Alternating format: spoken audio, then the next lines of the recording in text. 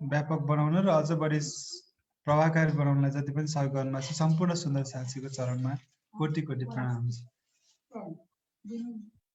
प्रणाम जी। बोलो श्री प्राणनाथ प्यारे की जय। धेरै धेरै धन्यवाद आदरणीय रूपक जीलाई। सुंदर सा जी, आदरणीय महात्मा जी सुशांत जी को भी मैं स्वागत करना चाहती हूँ और आभार व्यक्त करना चाहती हूँ श्री निजानंद युवा परिषद नेपाल की तरफ से। इतनी बड़ी सेवा दे रहे हैं, सुंदर साथ को वितक प्रशिक्षण क्लास दे रहे हैं। लगभग सुबह से लेकर शाम तक ही शायद वो इसी बात पे लगे रहे होते हैं कि कैसे सुंदर साथ को अच्छी तरह से वितक का क्लास दे सकूं, किस तरीके से सुंदर साथ को समझा सकूं। आपकी सेवा बहुत बड़ी है, धन्यवाद से भी बड़ी है। धन्यवाद, फिर भी धन्यवाद बोलना चाहती हूँ क्योंकि मेरे पास और सब तो है नहीं। आपको बहुत बहुत धन्यवाद देते हुए, स्वागत करते हुए आइए महाराज जी से आज का क्लास शुरू करते हैं। बोलो श्री प्राणनाथ प्यारे की जय।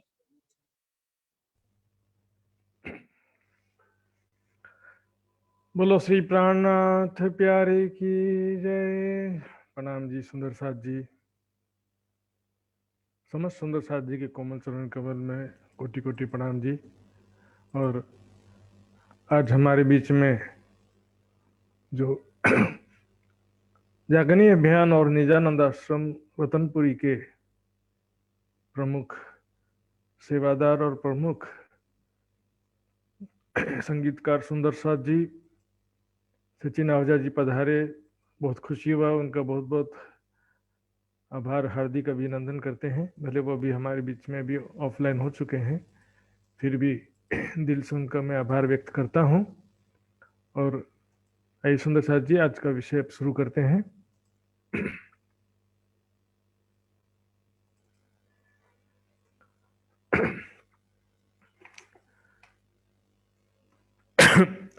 चर्चा प्रारंभ होत है, सुनो साथ चित दे, भजो राज श्यामा श्री प्राणनाथ, सखी जीवन हमारो ए। श्री महामति कहे साथ जी, भया चर्चा का बखत, अब तुम सुनियो चित दे, लाल आगे आए बैठे न तखत, लाल आगे आए बैठे न तखत।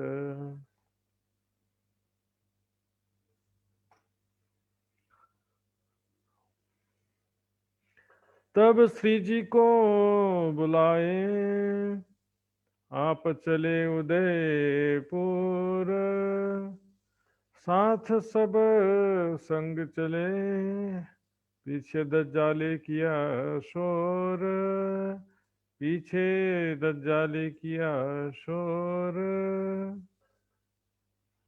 लाधु भाई के आए,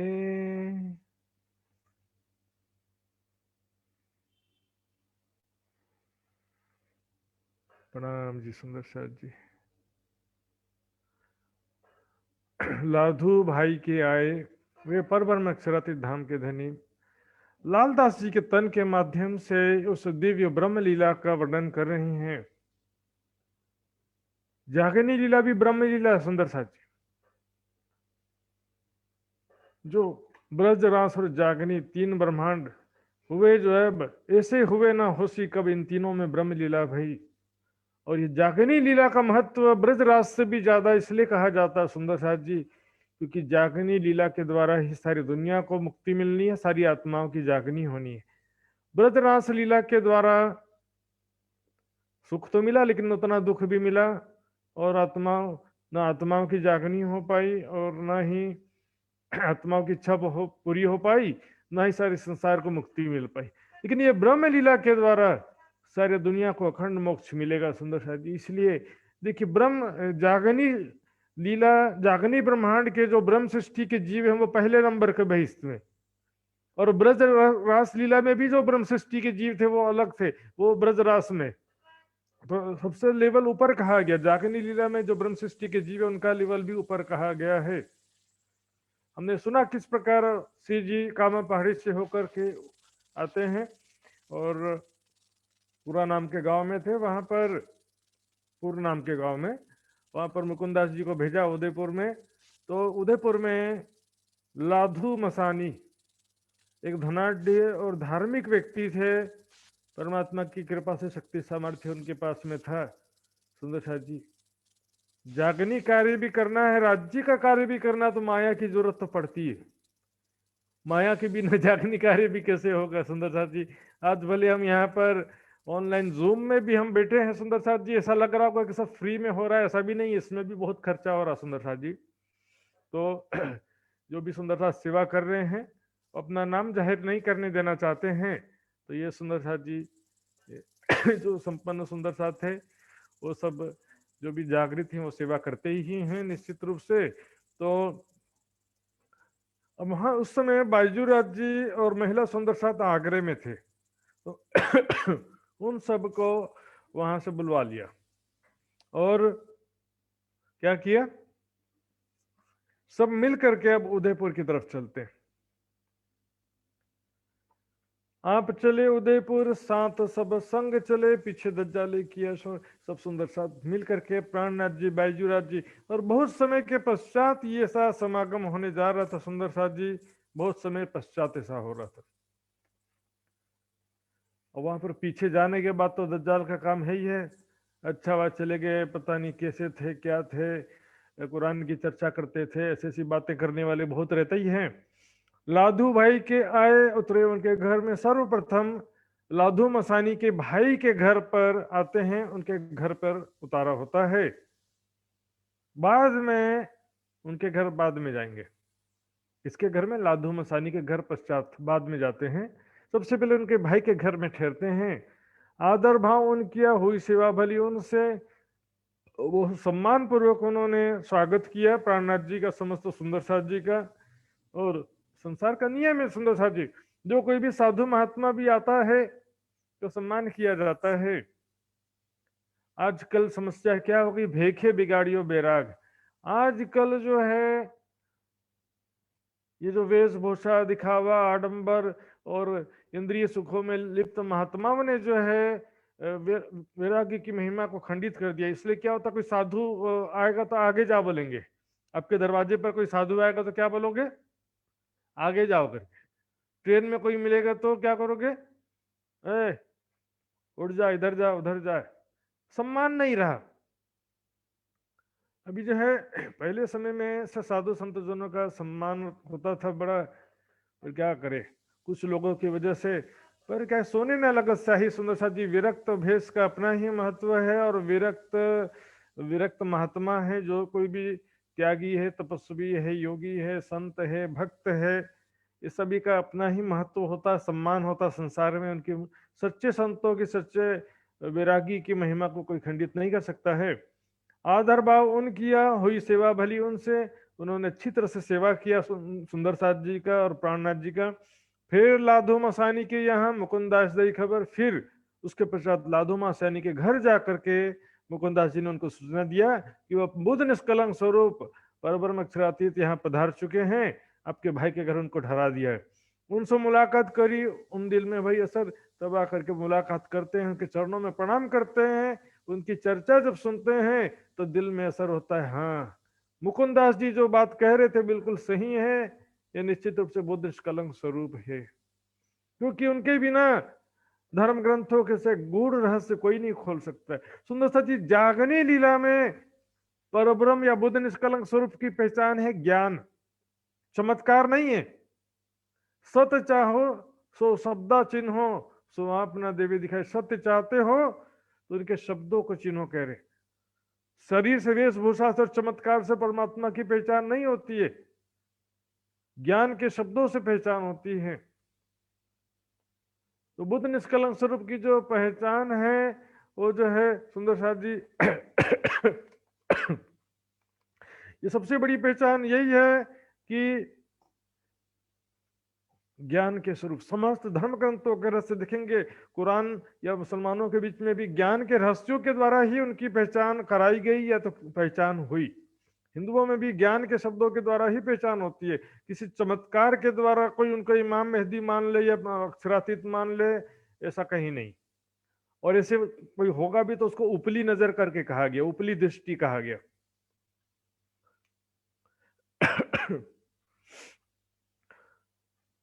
तब उन हवेली दई उतरे उन, तब उन्होंने, पहले तो उनके भाई के घर ठहरे थे, अब उनके घर में ठहरते, उनकी हवेली में रहने की व्यवस्था किया और वहां से शिफ्ट होकर के यहाँ पर आ गए। तहाँ चर्चा होने लगी, रही बात नाहक बिन, और अभी बहुत समय बाद जो सुंदर साथ का समागम भी हो रहा था, और यहाँ पर अब फिर से पहले के समान वाणी चर्चा सत्संग सब शुरू हो जाता। सुंदर साथ जी, तहाँ चर्चा होने लगी, रही बात नाहक बिन, और एक परमात्मा के सिवा कोई बात नहीं होती है। ज्ञान चर्चा किसके लिए? संसार का विषय का नहीं चर्चा होता है। प्राणनाथ जी की वाणी में केवल आत्मा कल्याण, आत्मा परमात्मा का विषय में ही केवल विषय पूरा वाणी में विचार है। शरीयत कर्म कांड के विषय में कोई बात नहीं। तरीकत के बारे में बात मिलेगी, क्योंकि हकीकत में भी तरीकत तो होता ही है, ज्ञान में भी रहनी रहती है। कोई कहे कि हकीकत मार्फत में रहनी नहीं होती तो गलत है। मोमिन तबलक बंदगी जोलो आया नहीं इश्क, इश्क आए पीछे बंदगी जाने आशिकिया माशुक। इश्क आने के बाद में या तो प्रेमी या तो प्रेमास्पद, आशिक या माशुक, दोनों के बीच में जो प्रेम है तो प्रेम ही बंदगी का रूप हो जाता है। लेकिन जब प्रेम में मदहोश हो जाते हैं तो वो तब की बातें। नया मंडान हो चला सात आवत बीच इस्लाम, इस प्रकार नया मंडान हो गया। सुंदर साथ जी, मंडान का मतलब नया मेल हो गया, नया समूह फिर से सुंदर साथ समूह में अर्थात मिल करके एकत्रित होने लगे सब। निजानंद संप्रदाय यानी आत्मा के आनंद का ये संप्रदाय है। उसी तरह से इस्लाम कहते हैं शांति और आनंद का जो मार्ग है उसमें सब आने लगे।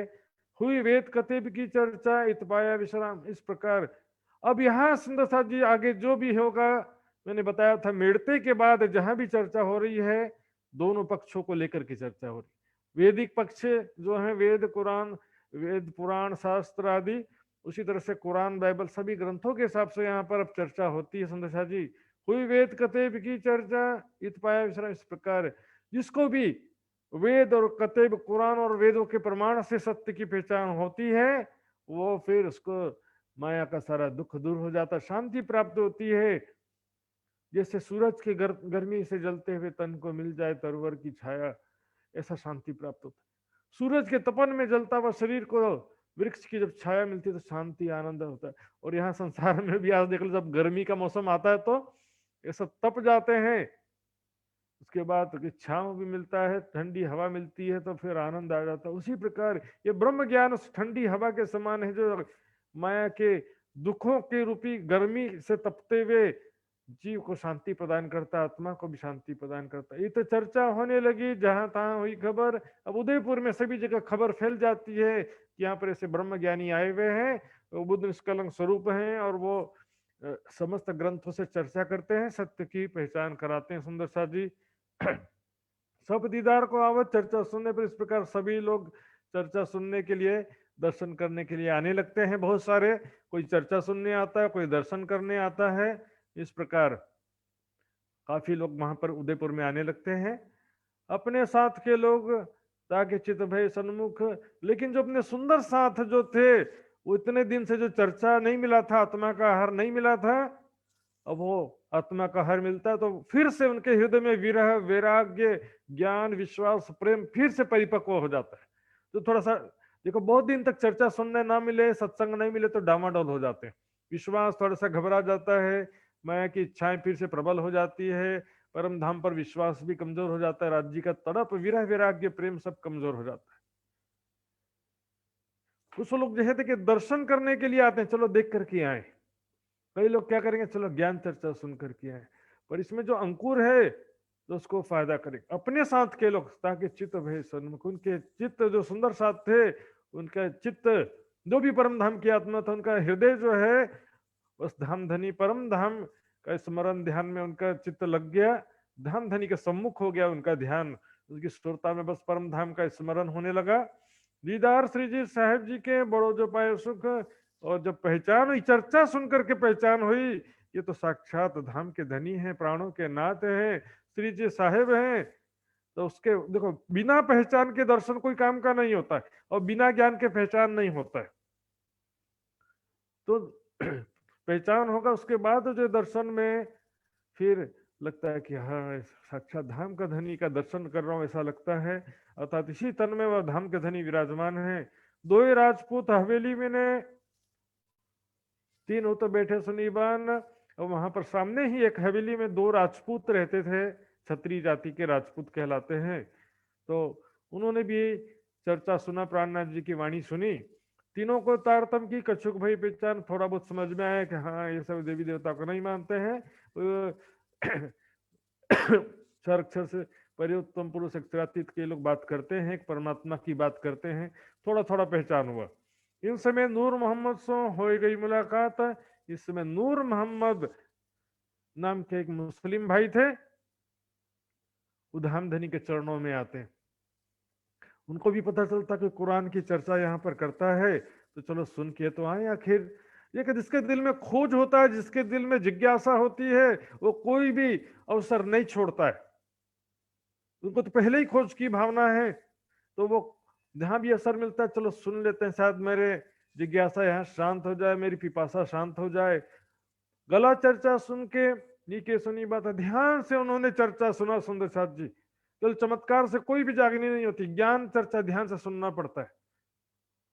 हमारे समाज में ये बहुत समय से परंपरा चले आ रहा है। छठे दिन की लीला में कोई चमत्कारी पुरुष हो गया, महान पुरुष हो गया, कोई योगी पुरुष हुआ, पता नहीं, गुरु जी की कृपा से भव सागर से पार हो जाएंगे। हमारे गुरु तो इतने बड़े योगी, इतने बड़े तपस्वी, इतने बड़े ध्यानी, इतने बड़े परमहंस, इतने बड़े चमत्कारी, साक्षात राज जी। अरे हो या न हो तो भी बिना वाणी मंथन, बिना सेवा और बिना चितवनी के कल्याण नहीं होने वाला। सुंदर सर जी, धनवान धनवान बोलने से मैं धनवान हो जाता हूँ कि धीरू भाई बहुत बड़े धनवान हैं, बहुत बड़े करोड़पति, अरबपति, अरब से भी खरबपति हैं। तो क्या मेरे को क्या फूटी कोड़ी मिला है इसमें? कोई बहुत बड़े योगी हैं, बहुत बड़े योगी हैं बोलते रहने से क्या होने वाला है? सुंदर साथ जी, और छठे दिन की लीला में सुंदर साथ जी, ब्रह्मवाणी ही वास्तविकता में सबके सदगुरु है। ब्रह्मवाणी जो ज्ञान का सशक्त माध्यम है, कितने बड़े से बड़े योगी हो, लेकिन वाणी मंथन के बिना आपको ज्ञान की विशेषता, ज्ञान का उच्च स्तर हासिल नहीं हो सकता वाणी मंथन के बिना। और उससे भी जरूरी है हृदय में विरह वैराग्य भी जरूरी है। वैराग्य की भावना होगी तो सेवा समर्पण की भावना आएगी, सेवा समर्पण की भावना से वाणी मंथन और प्रेम का दरवाजा खुलेगा। वाणी मंथन, सेवा समर्पण, वैराग्य आदि सब मिलकर के चितवनी का दरवाजा खोलेंगे। इस तरह से सुंदर साथ जी, सारा रास्ता में 4 स्टेप याद रखिए, वैराग्य, सेवा, वाणी मंथन और चितवनी, ये 4 स्टेप से गुजरना है। वैराग्य है तो सेवा की भावना भी आएगा, खोज की भावना आएगा। सेवा है, वैराग्य करेंगे तो सेवा करेंगे तो नहीं देंगे। सेवा से तुम पाओगे पार, क्यों कहा? अपना सर्वस्व निछावर कर देंगे। जितना ज्यादा सेवा समर्पण करेंगे उतना ज्यादा राज्य की कृपा होगी और आपके हृदय में ज्ञान का, प्रेम का बीज अंकुरित होगा। वाणी मंथन, वाणी का द्वार खुलेगा, वाणी की चुपाइयां आपको स्वतः समझ में आने लगेगी। ऐसा लगेगा जैसे राज्य खुद मुझे पढ़ा रहे हैं। मेहर देखो महबूब की तुमको पढ़ावे आप कसम, न सीखे सिखाए न सोबत हक मेहर से पाए। तो अपनी बुद्धि से कोई 100 बार पढ़ ले, तालीम भी लेकर रट ले, लेकिन जो बात राज्य के विरह वैराग्य समर्पण से प्राप्त होती है, वो चीज तालीम से या बुद्धि से प्राप्त नहीं हो पाती। सुंदर साथ, सेवा से वाणी मंथन का भी दरवाजा खुलेगा, परमधाम के सुखों का भी दरवाजा खुलेगा। लेकिन कोई बोले कि सिर्फ सेवा से काम हो जाएगा, कोई तो गलत है। कोई के सिर्फ वाणी मंथन से काम हो जाएगा तो भी गलत है। कोई के सिर्फ चितवनी से काम हो जाएगा तो भी गलत है।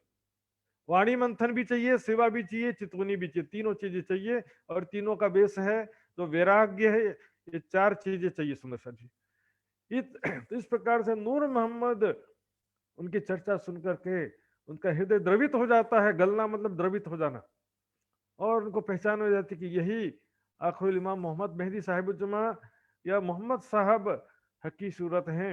इत एक सैयद बारात से सुनी चर्चा दीन इस्लाम, और इसके अतिरिक्त एक और सैयद था। सैयद एक जाति का नाम है, वो मुस्लिम भाई थे जो बारात में आए थे, तो बारात में आए थे तो उनका दिल भी बारात में नहीं लग रहा था, वो भी आ गए चर्चा सुनने। यहाँ तो सब बारात में, शादी का सीजन अभी शुरू हो जाता है। इसमें कोरोना टाइम चल रहा है, सुंदर साथ जी, धन्य आप लोग। अभी शादी का सीजन शुरू हो जाए तो किसी के पास टाइम नहीं रहने वाला यहाँ पर। सुनी चर्चा दीन इस्लाम,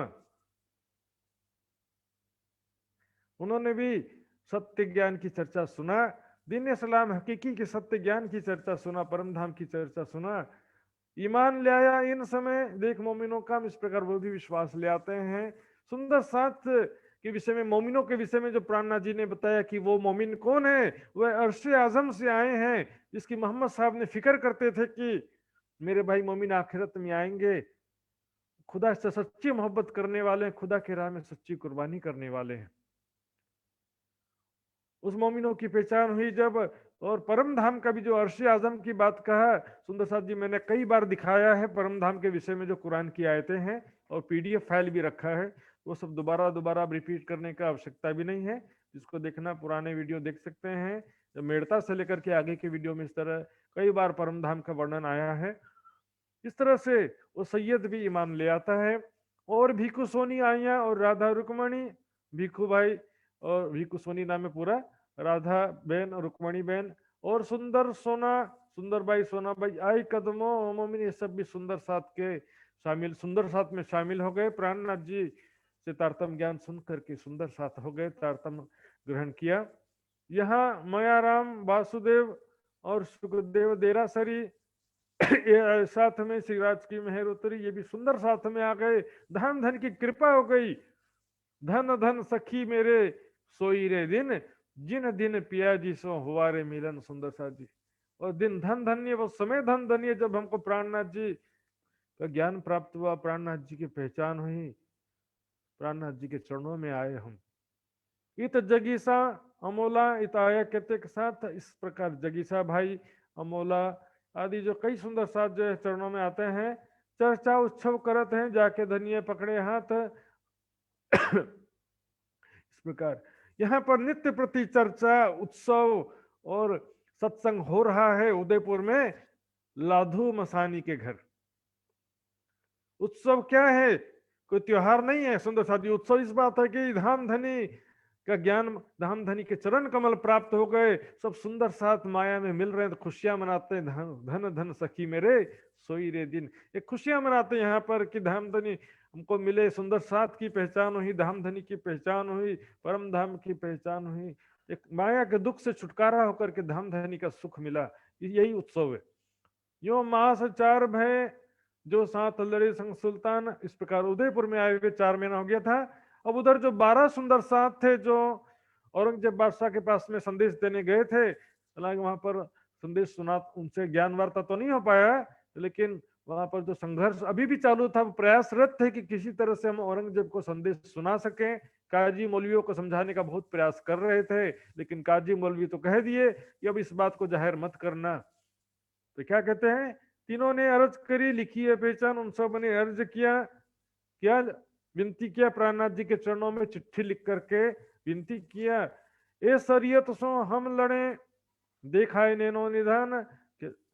12 सुंदर सा चिट्ठी लिखते हैं प्राणनाथ जी को, हे प्राणनाथ जी, ये शरीयत के काजी दरबारी मौलवी ये सबसे हमको ज्ञान वार्ता करते करते काफी समय हो गया है, और हमने अपनी आंखों से देख लिया, समझ लिया अच्छी तरह से, बिना सोटे इन पर क्यों ए ना लिया वे ईमान। इनको ज्ञान सत्य है झूठ है इससे मतलब नहीं है, इमाम मेहदी आए हैं नहीं आए इससे मतलब नहीं है, इनको बस संसारिक पद प्रतिष्ठा सुख ऐशो आराम से मतलब है, कितने दिन रहेगा। यहाँ सोटे से मतलब उनको कोई अन्याय करते हुए किसी पर अत्याचार करने से नहीं है, लेकिन कर्म का फल तो मिलके रहेगा, कर्म फल से कहां भागेंगे। खुदा ना देवे दुख किनको, खुदा न देवे दुख किनको पर मारत है तकसीर। तकसीर ने गुनाह, अपने बुरे कर्म भी हमें मारते, कर्म ही हमें मारते हैं। परमात्मा किसी को दुख देता है ऐसा कहीं लिखा है, कहीं नहीं लिखा। अपने कर्म ही हमको दुख, परिणाम जो दुख करते हैं, दुखी करते हैं। खुदा न देवे दुख किनको पर मारत है तकसीर, पटक पटक सिर पीठ ही रोसी राय ने राय, फकीर, चाहे राजा हो चाहे राणा हो। हेलो, अनम्यूट, आपका म्यूट करिए सुंदर साथ जी।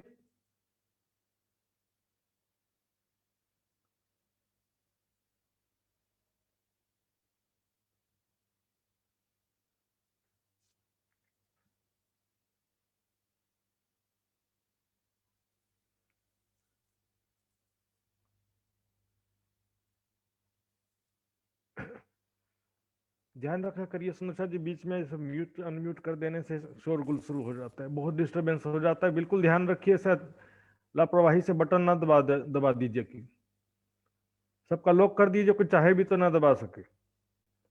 ये शरीयत सो हम लड़े देखा है नैनो निदान, हम जो है अच्छी तरह से देख लिया कि बिना सोटे इन पर एक क्यों एना लियावे ईमान। परमात्मा का जो जब इनका कहर बरपेगा, अर्थात जब इनके कर्मों का परिणाम इनको प्राप्त होगा, कभी ना कभी तो मिलेगा, आज किया कल पाएगा। जैसी करनी वैसी भरनी, आज किया कल पाएगा, सर को उठाकर चलने वाला एक दिन ठोकर खाएगा। ये सत्ता और पद प्रतिष्ठा के जोर पर इन लोगों ने सुंदर साथ जी पर अत्याचार किया, प्रताड़ना किया। सुंदर साथ जी, ना रहेगा पद, ना रहेगा प्रतिष्ठा, ना रहेगा ऐशो आराम, नामो निशान भी नहीं बचने वाला है। याद रख सिकंदर के हौसले तो आली थे, जब गया था दुनिया से दोनों हाथ खाली थे, दोनों हाथ खाली थे। सुंदर साथ जी, कल जो तन के चलते थे अपनी शान और शौकत पर, शम्मा तक नहीं जलती आज उनकी तुरबत पे। दिखावे का जिंदगी, जैशो आराम जवानी का पल दो पल का जिंदगी। सुंदर साथ जी, पैसा इकट्ठा कर लो, लेकिन बीमारी, बुढ़ापा, मृत्यु से वो पैसा तुमको नहीं बचा सकता है। बुरे दुख के समय में, मुसीबत के समय में, विपत्ति के समय में सुंदर साथ जी अच्छे कर्म हमारे सहायता करते हैं, पैसा कोई सहायता नहीं करता है। बुढ़ापे में पैसा काम नहीं आता, अपने दुआ, किसी की दुआ काम आती, कोई अच्छा काम किया हो वो काम आता है, किसी की सेवा किया है वो काम आता है। ऐसा बुरे कर्म करके हम को बच जाएंगे सोचेंगे तो ऐसा गलत फहमी है। ये नहीं कि हम देखिए इनको नहीं ईमान। सुंदर साथ जी चिट्ठी में लिखते हैं कि हमने अच्छी तरह से, नीके यानी अच्छी तरह से हमने देखा कि इनको, इनके दिल में खुदा के लिए ईमान ही नहीं, ईमानदारी नहीं है। एक ईमानदारी भी कोई चीज होता है, honesty is the best policy. ईमानदारी ही नहीं है उनके दिल में, सत्य को ना जानना चाहते, ना स्वीकार करना चाहते, ना समझना चाहते हैं। बस उनके फायदे की कोई बात हो तो बताओ उनको। स्वीकार किया कि इमाम मेहदी आ गए हैं, हम स्वीकार करते हैं, पर इस बात को जाहिर मत करो। क्यों? क्योंकि ऐशो आराम, सत्ता, पद, प्रतिष्ठा छूट जाएगा, वैसे भी छूट जाएगा वो तो पैगाम को फिर यह सुनिया ना हुक्म सुबान। इस कारण से संसारिक कामनाओं से युक्त हैं, आशा तृष्णा से युक्त हैं, पद प्रतिष्ठा का मोह बना हुआ है, इसलिए उन्होंने संदेश को ठुकरा दिया, सत्य ज्ञान का संदेश ठुकरा दिया। सुनिया ना हुक्म सुबान, परमात्मा का संदेश जो था वो भी ठुकरा दिया उन्होंने। अब हम राह देखते हैं जो हमको आवे हुक्म। सुंदर साथ जी लिखते हैं प्राणनाथ जी को चिट्ठी में कि ये प्राणनाथ जी, हम आपके आदेश का रास्ता देख रहे हैं, आप जैसा आदेश करो वैसा करेंगे। आगे आप कहोगे तो इधर आ जाते हैं, उदयपुर आपके चरणों में आना चाहते हैं वैसे तो, लेकिन सीधे नहीं बोल सकते ना, वहां आ जाए, या तो आप बोलोगे तो यहाँ पर बैठे रहेंगे, हमको कोई एतराज नहीं है। फिर माफक हम करें, जैसा लिख भेजो तुम, जैसा आप कहोगे वैसा हम करेंगे। तब पाते लिखी उन पर, उठ के आइयो तुम। तो सुंदर साथ को प्राणनाथ जी ने तुरंत चिट्ठी लिखा, तुरंत जो है चिट्ठी मिलते ही वहां से आने का उपक्रम करो, उपाय करो, वहां से उठ करके यहाँ आ जाओ। इन पर सोटा होएगा कादर की हुक्म, कह दिया कि इसके लिए हमको कोई सोटा करने की जरूरत नहीं है, बदला लेने की जरूरत नहीं है। आज क्या बदला लेने की भावना बहुत ज्यादा रहती है, लेकिन क्या करे, इसमें रक्षा करने के लिए सुंदर साथ जी हथियार तो उठाना भी पड़ता है, लेकिन बदला लेना अलग है, रक्षा करना अलग है। अपने अपने धर्म की रक्षा के लिए तो छत्रसाल जी को भी प्राणनाथ जी ने तलवार उठाने के लिए कहा। सेवा नहीं ले बात नहीं सुनी रे बुंदेले छत्रसाल ने, आगे आए खड़ा ले तलवार। सेवा ने लई रे सारी सिर खींच के, साइये किया सेनापति शिवदास। सुंदर जी धर्म की रक्षा के लिए तो प्राणनाथ जी ने भी सभी राजाओं को पुकार लगाया, इसलिए धर्म की रक्षा के लिए आज भी हथियार उठाना पड़ सकता है, उसमें कोई भी गलत नहीं। देश की रक्षा के लिए भी शस्त्र उठाना पड़ता है। लेकिन हम किसी को सजा देने के लिए नहीं कर सकते। सजा जो है देना अलग है, बदला लेना अलग बात है। परमात्मा के हुक्म से, परमात्मा की शक्ति से उनको उनका परिणाम तो मिलेगा। आप किसी को नहीं मारोगे तो भी वो मरेगा, लेकिन यदि वो पाप करना जारी रखा हुआ है तो उसको रोकने के लिए उसको मारना भी पड़ता है, क्योंकि ये रक्षा के अंतर्गत आ गया। लेकिन वो यदि पाप करना छोड़ दिया है तो उसको सजा देना का फिर अधिकार हमारा नहीं है। पाती शेख बदल लिया दिल्ली बीच मोमिन। इस प्रकार शेख बादल खान जो है प्राणनाथ जी की चिट्ठी लेकर के दिल्ली पहुंचते हैं, जहां 12 सुंदर साथ थे। सुन के सुख पाया दिल हुआ रोशन। और चिट्ठी पढ़ करके सुंदर साथ बहुत ही खुशी हुई, बहुत ही आनंद प्राप्त हुआ उनको कि प्राणनाथ जी का आदेश आ गया है।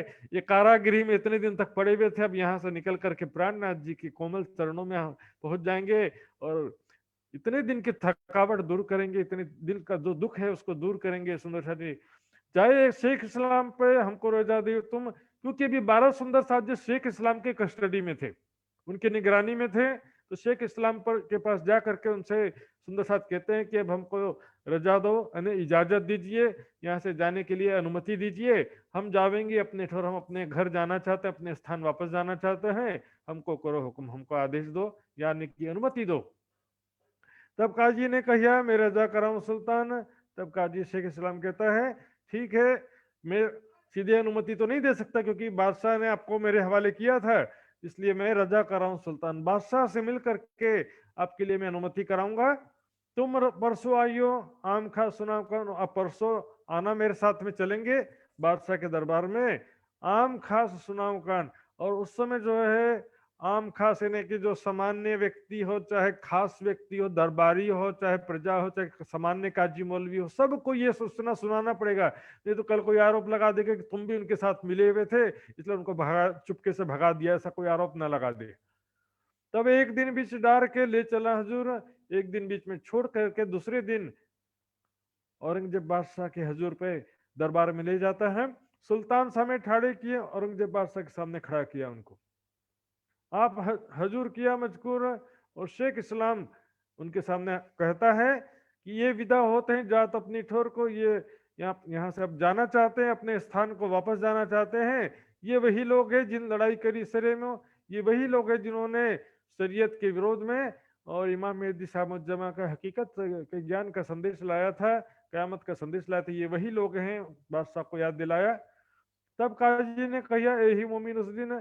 फिर काजी आगे कहता है कि ये मोमिन वही है जो उस दिन आपके सामने आपसे रूबरू बात करने की जो वार्ता कर रहे थे, इच्छा कर रहे थे, आपने कोतवाल के हवाले किया था, फिर मेरे हवाले किया था, ये वही मोमिन है।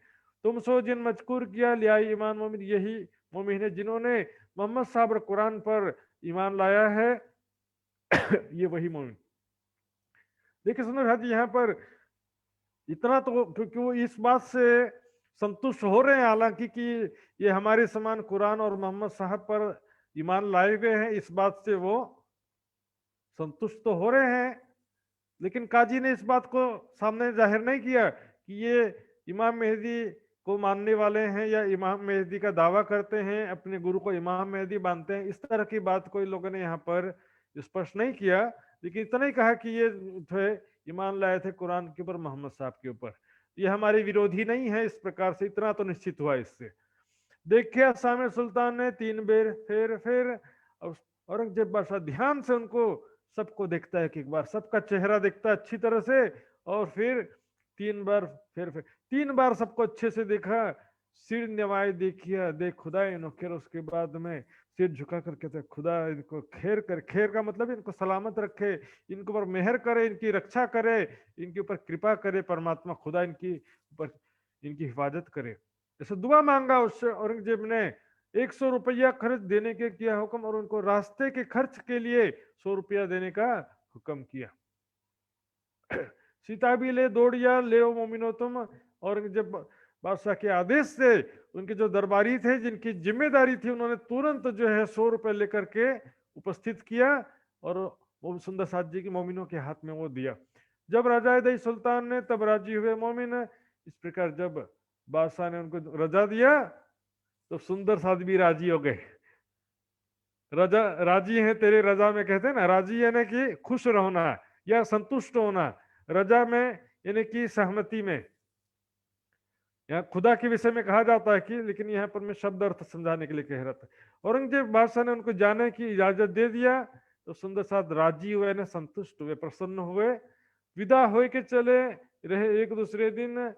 और वहां से तो निकल गए बादशाह के शेख इस्लाम के वहां से हवेली से, तो यहाँ चल पड़े। एक आध 2 दिन दिल्ली में रुकते हैं और उसके बाद उदयपुर के लिए प्रस्थान करते हैं। तो दिल्ली के सुंदर साथ थे, वो दिल्ली में ही कुछ दिन और रुक जाते हैं। वो थोड़ा बाद में आएंगे, 15-20 दिन बाद आते हैं। आए पहुंचे उदयपुर, मुलाकात कली श्रीराज। इस प्रकार उदयपुर प्राणनाथ जी के चरणों में पहुंच जाते हैं। बोलो श्री प्राणनाथ प्यारे की जय। सुंदर साथ जी भेक बदल शामिल भय इस्लाम के काज। इस प्रकार अब वापस फिर से हिंदू भेष धारण किया सुंदर साथ जी, भेष बदल शामिल भय। इससे भी 2500 बार ऐसी चौपाइयां आई हैं जिसे स्पष्ट प्रमाणित होता है सुंदर साथ जी। फिर भी कई जो लोग मानते हैं कि भी हिंदू वेशभूषा में ही गए थे, उनके सब बातों का विचार करना चाहिए। भय इस्लाम के का जब दीन इस्लाम में निजानंद संप्रदाय सत्य ज्ञान के प्रचार प्रसार के कार्य में फिर से लग जाते हैं, यहाँ से सेवा कार्य में फिर से समर्पित हो जाते। कोई घर जाकर के फिर खाना पीना सोना तो है नहीं, जागरणी कार्य में जो अब वापस प्राणनाथ जी के साथ में लग जाते हैं कार्य में। एक लक्ष्मण भीम भाई, लक्ष्मण दास जी भीम भाई सूरत के जो वेदांताचार्य थे, श्याम दास खिमाई और ये दूसरे सुंदर साथ भी वहां से जो दिल्ली में थे वो साथ में आते हैं। कुछ जो 12 में तो नहीं थे लेकिन यहाँ साथ में आते हैं। श्यामल दास, गरीब दास और संगलाल बाई ये सभी सुंदर साथ जी आते हैं। श्याम बाई राम राय आए पहुंचे कदम, मिलते ही सुख पाइया इनो सुपियातम। मिलते ही आनंदित हो गए। इतने दिनों बाद, इतने कष्ट के बाद, इतनी जुदागी के बाद प्राणनाथ जी के चरणों में आए थे। अपना जीवन इन्होंने धामधनी के चरणों में समर्पित कर दिया था, अपनी आत्मा को उन्हीं के ध्यान में समर्पित कर दिया था। इन समय उदयपुर में बहुत बड़ो भयो चर्चा कपूर। इस प्रकार से अब उदयपुर में चर्चा का ऐसा प्रवाह चल पड़ता है, लगातार सुबह दोपहर शाम चर्चा ही चर्चा, और भीड़ की भीड़ लोग आते हैं चर्चा सुनने के लिए। दर्शन राज की हो भी बड़ा रोशन हुआ जहूर। इस पर सबको धाम धनी के दर्शन, यहाँ पर वाणी चर्चा सुन करके धाम धनी की पहचान होती है और सबको धाम धनी का अनुभव होने लगता है चर्चा सुन करके। बड़ा रोशन हुआ जहूर। इस प्रकार धाम धनी के ज्ञान का, परम धाम के ज्ञान का बहुत ही प्रकाश होता है। और यहाँ पर उनका जो शक्ति का प्रदर्शन, एक प्रकार से राज्य महाराज की जो ज्ञान और जो उसकी शक्ति का यहाँ पर सबको पता चलता है कि ऐसा दिव्य ज्ञान चर्चा हो रहा है। निश्चित रूप से यही बुद्ध निष्कलंक स्वरूप परब्रह्म अक्षरातीत हक ताला अल्लाह ताला है। साथ आहेड़ का आया और मोटी बाई, आहेड़ का सुंदर साथ भी आते हैं और मोटी बाई भी आती है सुंदर साथ।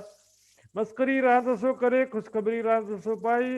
इस प्रकार परम धाम की खुशखबरी जब इनको प्राप्त हुआ प्राणनाथ जी से चर्चा सुन करके, तो कभी कभी दूसरे सेवा कार्य करते करते हंसी मजाक भी कर लेती थी प्राणनाथ जी के साथ में, क्योंकि प्राणनाथ जी के साथ में घुल मिल जाते हैं। जैसे हम सभी सुंदर साथ भी आपस में घुल मिल जाते हैं तो आपस में हंसी मजाक कर लेते हैं, उसी तरह से राणे ये बात सुनी अपनी मजलिस में। अब उदयपुर का जो राजा था, मैंने बताया राजस्थान में राजा को राणा बोलते हैं। राणा प्रताप सिंह जैसे थे ना, यहाँ पर अभी थे राणा राज सिंह। क्या नाम है? राणा राज सिंह, राज्य के नाम से ही समझ लो, राज सिंह। राणा राज सिंह यहाँ पर थे। उनको अपनी चर्चा में ये बात सुनने को मिला, क्योंकि उदयपुर की में ये सब चल रहा था। नित्य लोग आए कहें अस्तुत निंदा सुने, नित्य प्रति कोई ना कोई आता था खबर देने के लिए, कहता था, बहुत स्तुति करता था कि बहुत अच्छे ब्रह्म ज्ञानी है, तो कोई निंदा करता था तो कुरान की चर्चा करते, हिंदू का भेष धारण किस तरह से। कई तरह के लोग आते थे बातें लेकर के। कोई कहे बड़े साध हैं, इनके अनंत, ये बड़े साध हैं, बहुत पहुंचे हुए साधु हैं, बहुत ब्रह्म ज्ञानी हैं, अनंत आलोचन, इनकी अनंत ज्ञान दृष्टि है, सभी धर्म ग्रंथों के रहस्य जानते हैं ये। कोई कहे ये ठग है, नो भेक धरा मोमिन। कोई कहता कि ये तो ठग है, साधुओं का भेष धारण कर रखा है, ये तो महात्मा ज्ञानी जनों का, योगी महात्माओं का भेष धारण कर रखा है, वास्तव में तो सब ठग हैं। कोई कहे मुसलमान है। क्या होता है सुंदर साथ जी के बहुत सारे साधु वेश में ठग भी घूमते हैं, लेकिन भाई नजर कैसे पहचानोगे कि कौन सच्चा कौन झूठा है? ज्ञान चर्चा सुन के तो पहचानोगे। और जिसको ज्ञान की समझ नहीं है ना, वीरा वैराग्य, वो सच्चे ज्ञानी की पहचान कैसे कर सकता है? कोई कहे मुसलमान है, भेजे हैं सुल्तान, कोई कहते हैं तो मुसलमान है, हिंदू का भेष धारण करके आए हैं, औरंगजेब बादशाह ने भेजा है, यहाँ पर हमला करने का प्लानिंग हो सकता है इनका। तुमको मुसलमान करने कहे वचन बिन पहचान, तुमको मुसलमान बनाने के लिए आया है। आज भी सुंदर साथ में भी ऐसी बात आ जाती कि तो मुसलमान बना दिया सकते, मुसलमान बन जाएंगे। कुरान और मोहम्मद बोलने से, कुरान की चर्चा, कुरान में जो परम धाम की बातें हैं, सुंदर साथ की या कयामत की बातें हैं, उसका डिस्कशन या ज्ञान चर्चा करने से मुसलमान हो जाते हैं। उससे पहले क्या थे? तो फिर उससे पहले हिंदू थे, तो वेदों की चर्चा क्यों नहीं करते थे? फिर हिंदू थे तो वेदों का मूल ग्रंथ 4 वेद हैं, तो वो सामाजिक हैं, जो पौराणिक है, कर्मकांडी हैं, हिंदू कहलाते हैं। उनके समान रहना पड़ेगा क्या हमको सुंदर साथ जी, हिंदू कहलाने के लिए? चुटैया रख, पीछे चुटैया रखते कई सुंदर साथ, चुटैया रखना पड़ेगा, हिंदू की पहचान है। जनेऊ पहनना पड़ेगा, हिंदू की पहचान। कबीर जी ने क्या है? जाति ना पूछो साधु की, जाति ना पूछो साधु की, पूछ लीजिए ज्ञान, मोल करो तलवार का, पड़ा रहने दो म्यान। म्यान तलवार को पड़े रहने दो। तलवार जिसमें रखते हैं ना खांचा, उसको म्यान बोलते हैं। और इससे भी अच्छी चुपाई का म्यान क्या है? ये शरीर हिंदू मुस्लिम ये म्यान है। तलवार क्या है? उसके अंदर बैठी हुई आत्मा, उसका ज्ञान। कबीर जी ने एक और बहुत बढ़िया कहा, ध्यान से सुनेंगे सुंदर साथ जी। साधु ऐसा चाहिए जैसे सूप सुहाए। सूप समझते हैं? सूप, सब्जी को उबालते हैं ना पानी में, तो सब्जी का सारा रस पानी में आ जाता है, तो सब्जी को निकाल के फेंक देते, फिर पानी को पी लेते हैं, तो पानी को बोलते हैं सूप। और जो निकाल के थोथा, उसको थोथा बोलते हैं। जो सब्जी बचता है ना, उसका निचोड़ करके फेंक देते हैं। साधु ऐसा चाहिए जैसे सूप सुहाए, सार सार को ग्रही ले, थोथा दे उड़ाए। 4-5 प्रकार का सब्जी में डालो एक साथ, उसमें पानी में उबालो, पानी को पी लो और सब्जी को फेंक दो। एक सब्जी हिंदू है, एक सब्जी मुसलमान है, एक सब्जी सिख है, एक सब्जी ईसाई है। चारों में जो ज्ञान है, वेद, पुराण, कुरान, बाइबल, ये 4 सब्जियां, इनमें से जो रस है, हकीकत ज्ञान की जो बातें हैं, आत्मा परमात्मा का तत्व है, उसको ग्रहण करो और बाकी कर्म कांड की बातों को उड़ा दो। कोई कहे कुरान पढ़ते हैं, कोई कहे वेद कहते। किसी ने कोई दर्शन करने आया होगा तो देखा कि लोग तो कुरान की चर्चा कर रहे हैं, जाके बोल देगा ये तो कुरान का पढ़ते हैं, लोग मुसलमान हैं। कोई कहेगा कि वेद कहते दोनों का ही करते हैं, हिंदू ग्रंथों का भी चर्चा करते हैं, कुरान का भी करते हैं। इन भांत रानी आगे बाता बतावे, इस प्रकार राणा के आगे अनेक प्रकार की, कोई अच्छी बात बताता है, कोई उनकी बुराई की बात बताता है। राणा परेशान हो गया, तब उन्होंने निश्चित किया इसका सत्य का पता लगाना पड़ेगा। राणे पंडित भेज दिए, जाए कर देखो तुम। इस प्रकार उन्होंने अपने दरबार में काम करने वाले कुछ पंडितों को भेज दिया, जाओ तुम पता करके आओ, उनसे ज्ञान वार्ता करके आओ, वहां कैसी चर्चा होते सुनाओ सारी, हम वहां पर कैसी ज्ञान चर्चा होती सारी बात हमको बताओ, तब हमको वास्तविकता का पता तो चले सही के ज्ञानी है कि ढोंगी है, जरा पता करके आओ। अब किसको भेजा? पंडित लोग को भेजा। वे तो आए पेटार्थ, इन्होंने ही कहा मातम। कोई ज्ञानी तो ज्ञानी का परख कर सकता है ना, ज्ञानी तो ज्ञानी मिले, होवे ज्ञान की लूट। ध्यान से सुनेंगे सुंदर साथ जी, गुजराती वालों को ज्यादा मजा आएगा।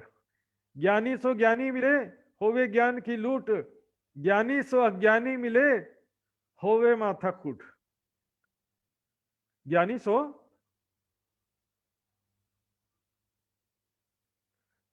अज्ञानी मिले, ज्ञानी और अज्ञानी मिलेंगे ना तो माथा खूट, यानी कि सिर का दर्द हो जाने वाला है। तो क्या कि तो रोजी रोटी रोजगार के रूप में पंडित बने हुए, पैसा कमाने के लिए जैसे एक साधन बन गया, मंदिर में पुजारी बन जाते हैं ना नौकरी करने के लिए। ऐसे तो क्या होता है कि देखो कि पूजा पाठ करा दो, यज्ञ करा दो, सत्यनारायण की कथा करवा दो, पूजन करा दो, गणेश का पूजन स्थापना करवा दो। इस तरह से जो कि संसारिक कर्म कांड, कोई जन्म हो गया, किसी का मरण हो गया तो तेरहवीं करा दो, पूजा पाठ करा दो, श्राद्ध करा दो, पिंड दान करा दो। इस तरह से जो कर्म कांड करके तो उनका रोजी रोटी का एक साधन है, इसलिए रोजी रोटी में लात पड़ेगा, इसलिए लोग कभी भी सत्य को स्वीकार करते नहीं। आत्म कल्याण का तो इनको लेना देना नहीं था, आत्म कल्याण इनका विषय ही नहीं था कभी। आत्म कल्याण की ना कभी चाहना थी, ना आत्म कल्याण के उद्देश्य से इन्होंने कभी ग्रंथों का स्वाध्याय या सत्संग भी कभी नहीं किया, और परमात्मा की पहचान और प्राप्ति तो बहुत दूर की बात थी। देखी तो चर्चा बड़ी, क्या जवाब दे तुम।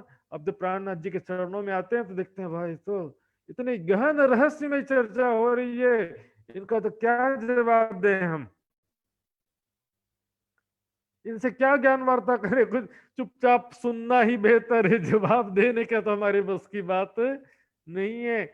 और 40 प्रश्न भागवत के, 15 वेदांत की सुनाए। कहा ना सुंदर साथ जी, ये 40 प्रश्न में से कुछ प्रश्न मैंने आपको बताया था, याद है? सूरत के प्रसंग में गोविंद जी व्यास जो प्रश्न किए थे, ये देखिए सुंदर साथ जी, यहाँ पर ये जो प्रश्न रखे थे, मोह क्या पदार्थ है, ये मोह कैसे किसे होता है ना, सारे प्रश्न थे। हिरण्य रूप अंड क्या है, सीधा का सीधा सिंपल था। प्राणनाथ जी को नाम से मोह तत्व कहा, नींद को प्राणनाथ जी वाणी में स्पष्ट कर दिया। मोह किससे कहा गया है उनको पता ही नहीं, क्योंकि भागवत में कि लिखा क्या है कि मोह सागर में एक अंडा तैरता रहा, अंडा फूटा, उसमें से एक पुरुष बाहर निकला। ये मोह सागर क्या है, वो अंडा क्या है, और वो पुरुष कौन है, और मोह किसे हुआ? ये मोह पहले हुआ कि आदि नारायण पहले हुआ? आदि नारायण के होने से पहले ही मोह हो चुका, तो मोह किसको हुआ? अक्षर के मन अव्याकृत। नक्शा में देखा था ना, फरामोशी में लेटा हुआ वहां पे। इस तरह से सारे प्रसंग हमने सुना था। और मोह तत्व की नींद को कहा गया है, और हिरण्य गर्भ क्या अक्षर का मन है। जल ब्रजराज अखंड लिखा है, तो ब्रज महाप्रलय में किस प्रकार अखंड रहते हैं, कहाँ पर ब्रजराज अखंड रहता है।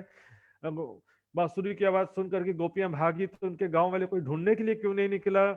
अखंड रात्रि लिखा, तो उसके बाद पुनः प्रातः काल कैसे हुआ, ये सब सुना तो सुंदर साथ। इसी प्रकार से वेदांत के कुछ प्रश्न हम देखेंगे। देखिए ये जो सुंदर साथ जी प्रश्न, बड़े प्रश्नों को समझने में काफी टाइम लग जाता है।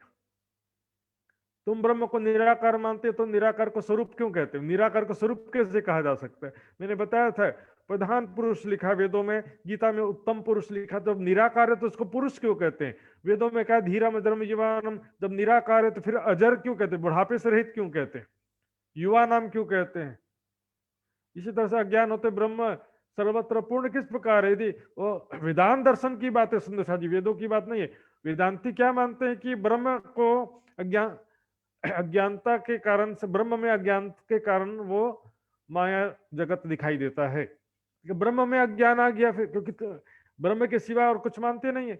ब्रह्म सत्ता को ब्रह्म मान लेने के कारण उन लोग का सारा गड़बड़ी हो जाता है। हाँ, यहाँ कण कण में ब्रह्म सत्ता बोल रहे हैं तो कोई प्रॉब्लम नहीं,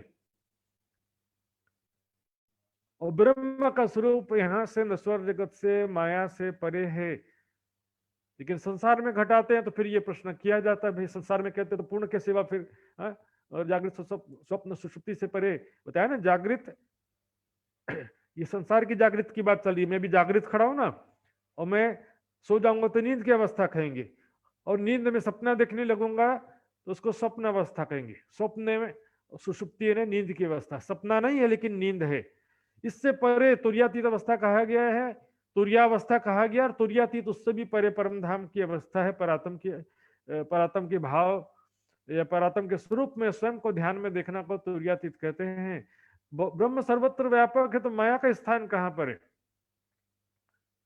कण कण में परमात्मा है, सारे संसार में परमात्मा है, तो फिर ब्रह्म है तो फिर माया कहां पर है? सूर्य के समक्ष अंधकार कैसे ठहर सकता है? सूर्य स्वरूप परमात्मा है तो अंधकार स्वरूप माया कैसे रह सकती है उसके समक्ष? क्या ब्रह्म सर्वत्र कण कण में है? तो कण कण में है तो फिर यहाँ पर ब्रह्म के लक्षण क्यों नहीं दिखाई देते हैं? ब्रह्म सच्चिदानंद रूप, जगत असद जड़ दुख का रूप। इस प्रकार ये प्रश्न हमने पहले भी सुना था।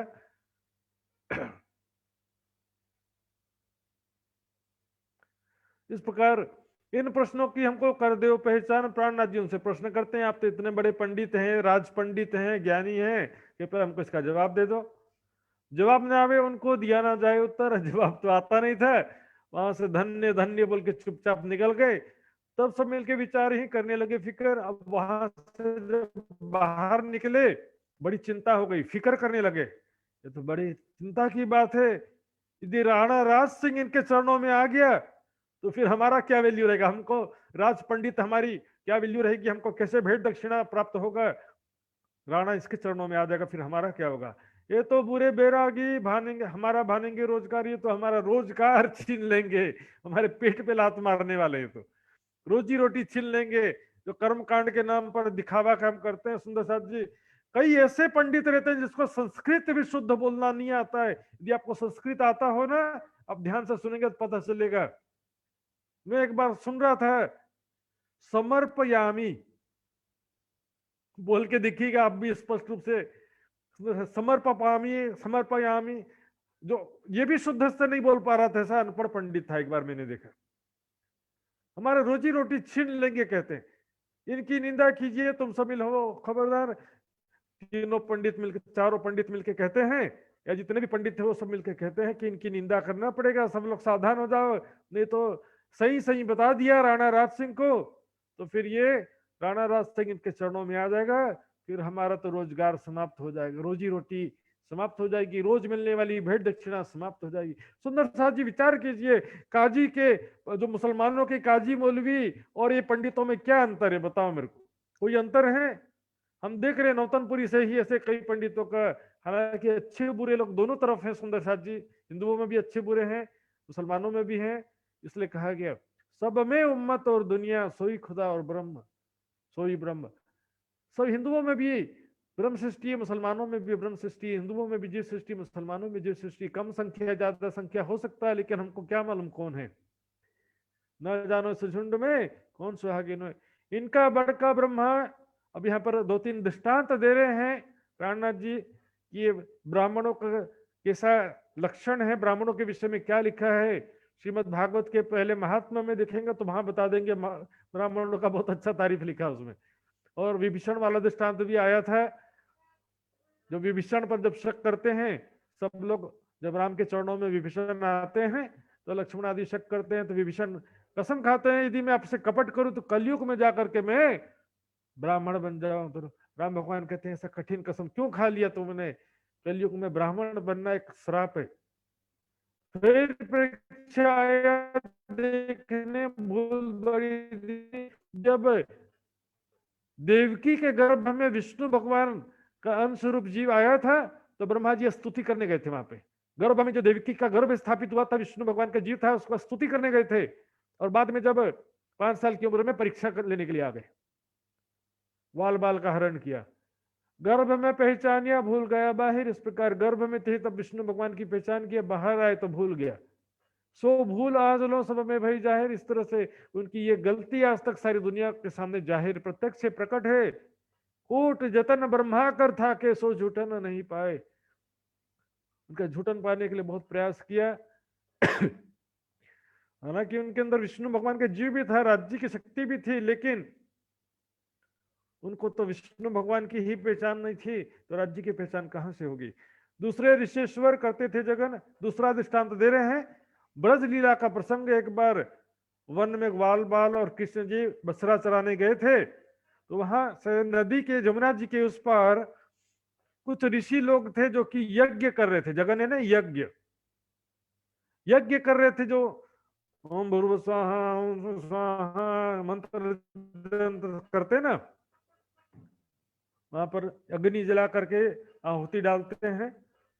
तो कृष्ण जी ने ग्वाल बालों को भेजा, जाओ वो मेरे नाम से मंत्र पढ़ करके वहां पर आहुति दे रहे हैं, तो उससे कहना कि कृष्ण परमात्मा ने वो भोग सारा मंगवाया है। लेकिन जब ग्वाल बाल गए तो लड़के लोग भग जाए यहाँ से, वो कृष्ण कहां से परमात्मा हो गया, वो तो अहीर का छोकरा है, भगदा में यहाँ से, कुछ भी नहीं दिया, कर्म कांड में लिप्त रहे, साक्षात परमात्मा को नहीं पहचाना। पहचाना इनकी स्त्रियों ने, भई शोभातीन और जब दोबारा भेजा ग्वाल बालों को कृष्ण ने, इस बार ऋषियों के पास मत जाना, उनके जो सॉरी ऋषियों के पास न जाना, उनकी पत्नियों के पास जाना, पीछे से, वो भी पीछे से जाना। और वैसा ही कहना कि विष्णु परमात्मा ने सारा भोग मंगाया है, स्त्रियों ने तुरंत सारा भर भर के दे दिया, टोपला का टोपला। घर की स्त्रियां जो हैं उन्होंने पहचाना, लेकिन ऋषियों ने नहीं पहचाना। आज लो ब्रह्मांड में चर्चा होता है कि मोमिन आज तक के जो संसार में उनकी महिमा गाई जाती। सुंदर साथ जी, अब मथुरा का मालूम नहीं होगा, मथुरा में उनकी पत्नियां आज भी पेड़ा बेचती हैं, और पति जो है ब्राह्मण आज भी बर्तन घसते हैं, बर्तन मांजते हैं। उनकी स्त्रियां दुकान में बेचती हैं और पति जो है वो बर्तन मांजते हैं, बर्तन धोते हैं घर में। तब से आज तक ये एक प्रकार से श्राप लगा परमात्मा का। भृगु बड़का इनका श्राप वास्तव में नहीं लगता सुंदर साथ जी, लेकिन ऐसा बोलने के रूप में कह दिया जाता है कि उसको परमात्मा ने उसके कर्म का सजा दिया, ऐसा कह देते हैं। लेकिन कर्म का सजा कर्म ही देता है, परमात्मा नहीं देता। कर्म फल जो है स्वतः ही उनको प्राप्त होता है संसार के नियम के अनुसार। अब तीसरा उदाहरण देते हैं, भृगु ऋषि का उदाहरण देते हैं। भृगु ऋषि जो है ब्राह्मणों का मुखिया है, बड़का ने उनका मुखिया। लात मारी छाती, भगवान विष्णु भगवान के छाती में दन्न से लात मारते हैं। क्यों? कि उनको कहा गया कि तीनों में श्रेष्ठ कौन है, जरा जांच करो। ब्रह्मा में, विष्णु जी में और शंकर भगवान में, तीनों देवताओं में सर्वश्रेष्ठ कौन है? ब्रह्मा विष्णु महेश में पता करने के लिए भेजा था। तो सबसे पहले ब्रह्मा जी के पास गए, वो नाराज हो गए। शंकर भगवान के पास गए, वो नाराज हो गए। विष्णु भगवान को जिस छाती में लात मारा, तो विष्णु भगवान क्या कहते हैं? ऋषिवर, आपके पैरों में चोट तो नहीं लग गई? जरा भी गुस्सा नहीं हुए, इसलिए सतोगुण प्रधान कहते हैं। ये तीन की नस्ल हो असल माफक पहचान, ये इनकी ब्राह्मणों की यही नस्ल है, इसलिए शुरू से ये परंपरा चला आ रहा है। इसी प्रकार उनको सत्य की पहचान नहीं हो पाती है। इनो जाए राणे आगे लगे निंदा करने, इस प्रकार वो तीनों चारों पंडित गए जाते हैं राणा राज सिंह के सामने और निंदा करने लगते हैं। ना ना, उनका तो चेहरा भी नहीं देखना चाहिए, ये तो बिल्कुल उल्टी पुल्टी बातें करते हैं, देवी देवताओं की निंदा करते हैं, कुरान की बातें करते हैं। ये वैरागी ना किसी न काम के, किसी भी काम के नहीं है, कोई भी काम के नहीं है, कोई सत्य करने योग्य नहीं है, ज्ञान प्राप्त करने योग्य नहीं है। कबहू ना देखिए, इनका तो दर्शन भी नहीं करना चाहिए। और दूसरे अंकुर तेसियावत बुद्ध राणा राज सिंह पंडितों की बातों में आ गया। कह रहे क्यों हुआ ऐसा? क्योंकि राणा राज सिंह में परम धाम का अंकुर नहीं था, इस कारण उनको भी तेसियावत बुद्ध जागृत बुद्धि कहां से प्राप्त हो सकती थी? सपनिक बुद्धि के कारण वो भी उन पंडितों के बहकावे में आ गए, प्राणनाथ जी की पहचान नहीं कर सके। तीस वास्ते राणे को कछु ना भई, शुद्ध इस प्रकार राणा को कुछ भी पहचान नहीं हो पाई। यूं करते एक दिन राणा चला ताल पर। इस प्रकार एक दिन राणा फिर भी सोचता कि एक बार मैं दूर से देख के तो आता हूं करके। तो ये प्रसंग एक चुपाई जो है, ये आगे जाके इसका लिंक आएगा, इसको भी यहाँ पर छोड़ देते हैं क्योंकि ये प्रसंग आगे का कनेक्शन है। राणा चला ताल पर, लेकिन पहले प्राणनाथ जी ताल पर जाते हैं, वो बात आएगा। श्रीजीत साहिब जी कहाँ चले?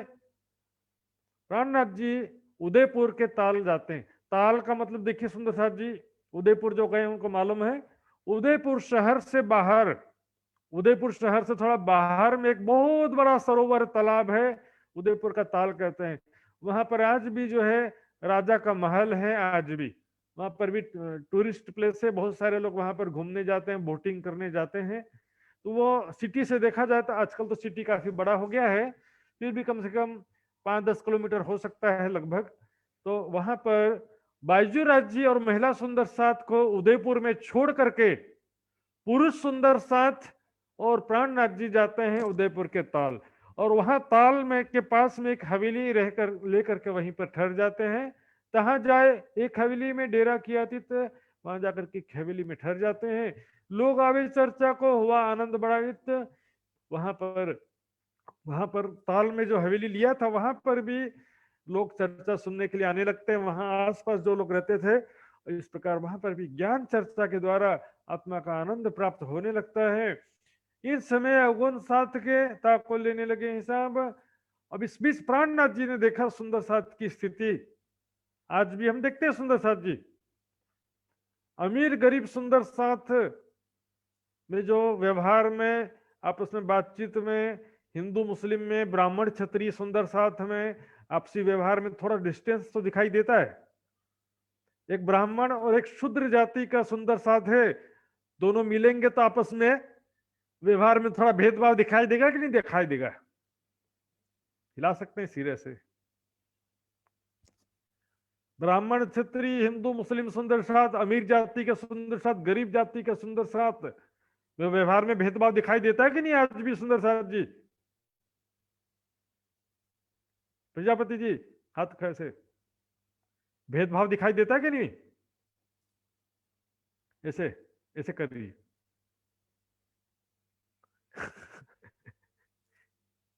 तो सुंदर साथ जी यहाँ पर भी चरणदास जी ने ऐसा खड़ा कर दिया। देखिए चरणदास जी ट्रेन हो गए बिल्कुल। तो सुंदर साथ जी ये भेदभाव सुंदर साथ बन गए, फिर भी जो बैकग्राउंड का संस्कार पीछे का, पिछला जीवन का जो संस्कार होता है, मैं अमीर में वो गरीब, ये जाति वो जाति, ब्राह्मण शूद्र, उसमें भी बहुत सारी 2500 जातियां होती है। चार तो देखने की बात है, 2500 जातियां जातियां उपजातियां से। तो सुंदर साथ जी यहाँ पर अब जो सुंदर साथ दिल्ली से आए थे, मुस्लिम वेशभूषा धारण करके मुसलमानों के बीच इतने दिन रहे थे, उनसे भी कई सुंदर साथ भेदभाव कर रहे थे। अमीर जाति के सुंदर साथ कीमती कीमती शाल कपड़े, और गरीब जाति के सुंदर साथ साधारण सा फटा हुआ कपड़ा शाल। ये भेदभाव प्राणनाथ जी ने देखा तो बोले अवगुण मेरे सामने नहीं चलेगा कभी भी। ताको लेने लगे हिसाब, इस तरह के अवगुण सुंदर साथ के अंदर में नहीं देख सकता। सब सात पर खंडनी जोर हुई इनके बाम। सब सुंदर साथ में इस विषय में खंडनी करते हुए प्राणनाथ जी ने पूर्ण रूप से चर्चा किया। हमने पहले कई बार सुना है, कर्म से कोई ब्राह्मण होता है या क्षत्रिय होता है या शूद्र होता है, सुंदर साथ जी कर्म से होता है, जाति से कुछ नहीं होता है। ब्रह्म जानती थी ब्राह्मण, जो ब्रह्म ज्ञान जानता है, ब्रह्म की जिसे पहचान है वो ब्राह्मण है। इस दृष्टि से हम सभी सुंदर साथ ब्राह्मण है जिससे ब्रह्म ज्ञान प्राप्त हो गया है। जो माया की अज्ञानता में डूबा हुआ है, खाना पीना सोना पशुवत कार्य करता, वो शूद्र है। जो धर्म की रक्षा के लिए छत्रसाल महाराज जी वास्तव में क्षत्रिय हो गए, और जो कृषि या व्यापार करते हैं सुंदर साथ, वो वैश्य जाति कर्म के हिसाब से है, आत्मा के हिसाब से सुंदर साथ जी सब हक जाते हैं। जात एक खसम की और ना कोई जात, एक खसम एक दुनिया और उड़ गई दूजी बात। भेक बदलाए सबन के श्रवणी पहनाई कानन। प्राणनाथ जी ने कहा सबको बस ये जो अमीर गरीब कपड़ा, ऊंची जाति छोटी जाति, ये वेशभूषा भी सबका एक जैसा हो जाना चाहिए। सबको जो वैरागी का वस्त्र होता है विरक्त भेष पहना दिया है। सुंदर साथ जी बता रहे हैं श्रवणी पहनाई कानन, कानों में ऐसे बाला जैसा होता है, कान में पहना देते। फकीरों का जो वेशभूषा है, वैरागियों का वेशभूषा, और साथ सब फकीरी सो दिया हाथ मोमिन, फकीरी वेशभूषा, सफेद रंग के वस्त्र पहनाया सुंदर साथ जी, बाकी सब भी वैरागी भेष पहनाया। यहाँ पर सबसे पहले देखेंगे सफेद रंग का कपड़ा। आज भी हम पन्ना जी में जाते हैं, श्री प्राणनाथ जी म्यूजियम में आप देख सकते हैं प्राणनाथ जी के वस्त्र आज भी रखे हुए। उन्होंने कभी भी भगवा कपड़ा नहीं पहना सुंदर साथ। और भी ब्रह्ममुनिया के भी हम देखेंगे जो भी प्राणनाथ जी के साथ में थे, सबने सफेद कपड़ा ही पहना है। आज भी हम सब सुंदर साथ सफेद वस्त्र इसीलिए पहनते हैं। दिखावा करने की बात अलग है, जिसको पहनना है दिखावा करने के लिए और दूसरे रंग के कपड़े पहन सकता है, उसका उद्देश्य बस यही होता है कि मैं बड़ा महाराज हूं, ये दिखाने के लिए बस वो दूसरे रंग के कपड़े पहने जाते हैं, और कोई कारण नहीं उसका। प्राणनाथ जी से बड़ा कोई नहीं हो सकता है, समझ लो। दूसरा जो है सुंदर साथ जी, यहाँ पर यदि कोई माला भी पहनाया है, कान में श्रवणी पहनाया, गले में माला पहनाया, हाथ में और कुछ ऐसा फकीरी वस्त्र या फकीरी का सामान धारण करवाया है तो वो एक कर्म कांड उसको नहीं बना लेना चाहिए। ये तो क्या सुंदर साथ जी के समानता लाने के लिए एक पहनाया था, कोई इसलिए नहीं कि धर्म का लक्षण एक आवश्यक लक्षण इस रूप में नहीं पहनाया था। धर्म का वास्तविक लक्षण है, सुंदर साथ का जो वास्तविक लक्षण है ज्ञान, विश्वास और प्रेम। धर्म का लक्षण भी देखेंगे तो धृति, धैर्य कहते क्षमा, दमो, स्त्यम, शौचम, इंद्रियम निग्रहम और धी, विद्या, सत्यम, अक्रोधो इति धर्म 10 लक्षणम। धर्म के 10 लक्षण में भी ये जो दिखावा नहीं आता, एक वेशभूषा सबने अलग अलग पहनाया है। माला पहनने से भी मैं मना नहीं करता, किसी को पहनना तो पहन सकता, लेकिन उसको एक अनिवार्य या आवश्यक नहीं बनाया जा सकता, जरूरी एकदम 100% कंपलसरी नहीं कर सकते। जिसको अच्छा, इसको क्योंकि देखिए जो साधक हुए संसार में बहुत सारे साधक ऐसे भी हैं तो बिना माला के केवल ध्यान करने वाले भी साधक है। तो माला यदि कोई धारण करता उसमें भी कोई बुराई नहीं है, उसको भी बुरी दृष्टि से नहीं देखना चाहिए, लेकिन उसको एक कर्म कांड नहीं समझना चाहिए कि मैंने माला पहन लिया, कंठी पहन लिया तो मैं सुंदर साथ हो गया, ऐसा भी नहीं समझना चाहिए। सुंदर साथ की वास्तविक पहचान है वाणी मंथन, सेवा, चितवनी, ये सब चीजें सुंदर साथ का जो सेवा, समर्पण आदि रहनी कहा गया है। रोए धोए राजीव है, नाच कूद हुए खुशहाल, इस प्रकार सुंदर साथ जी। कई लोग तो खुशी खुशी वैसा वस्त्र धारण किया, कई सुंदर साथ दुखी दुखी भी धारण केवल इतना अच्छा कपड़ा पहना था, इतने अच्छे सुनहरे घने घने बाल थे। कई प्रचारक आप देखेंगे हेयर स्टाइल बड़ा बढ़िया अच्छा अच्छा हेयर स्टाइल बना के चलते हैं, कपड़ा भी ऐसा पहनेंगे पता नहीं चलेगा कि महात्मा है कि कौन है। कभी कई ऐसे भी प्रचारक होते हैं जो चर्चा करते समय तो पहन लेते हैं धोती कुर्ता, बाद में फिर टी शर्ट और जींस में भी आ जाते हैं। ये वेशभूषा को बदनाम करने का एक तरीका है सुंदर साथ जी। वेशभूषा का आप सम्मान नहीं कर रहे, विरागी वेश, विरक्त वेश का सम्मान करिए। पहनना होता हमेशा के लिए पहनिए, लेकिन उसके मर्यादा का भी पालन करना चाहिए। नाच कूद हुए खुशहाल, काढ़े अपने अवगुण, इस प्रकार अपने अपने अवगुण सब सुंदर साथ ने निकाला। आपस में सब हंसते खेलते प्रेम से बातें करते हैं। सबका चेहरा, सबका जो मतलब वेशभूषा है, सबके बाल मुंडा दिए गए हैं, सभी सफेद धोती कुर्ता पहन लिया सबने, सब एक जैसा वस्त्र वेशभूषा हो गया सबका। इस तरह से ले जबराइल संग हाल, धनी का जोश सबके अंदर आकर के सबको ईमान से परिपूर्ण कर दिया। धाम धनी के जोश ने सबको प्रेम से युक्त कर दिया, सभी को सेवा भावना से और अहंकार रहित कर दिया। चितवनी में हम जो बोलते हैं ना सुंदर साथ जी, धनी के जोश की शक्ति आई और जोश की शक्ति मेरी आत्मा को लेके जा रही। इसलिए कहते हैं जोश की शक्ति कोई व्यक्ति नहीं है, वो शक्ति से क्या होता है कि हमारा हृदय निर्मल विकार रहित एकाग्र होता है। राज जी के जोश के बिना न सुंदर साथ जी हम विश्वास पर खड़े रह सकते हैं, न ज्ञान समझ सकते हैं, न प्रेम में खड़े रह सकते हैं, संभव ही नहीं सुंदर साथ जी। दोनों चीजें आवश्यक है, जोश और इश्क दो चीजें हैं। इसे कीर्तन में चौपाई भी आती है, जोश इश्क दो मिले तब उड़े देह बेशक। जोश और इश्क दोनों जब मिलेगा तब ये शरीर की मैं की भावना भी छूट जाएगी और विरह में शरीर भी कब छूट जाएगा पता नहीं चलता है। ये तो शरीर छूटने में बहुत कष्ट होता है सुंदर साथ जी। अब इस समय में ये कीर्तन जो है अवतरित होता है, कारी कामरी रे मोको प्यारी लागी तू, सब श्रृंगार को शोभा देवे मेरा दिल बांधिया तुझसो।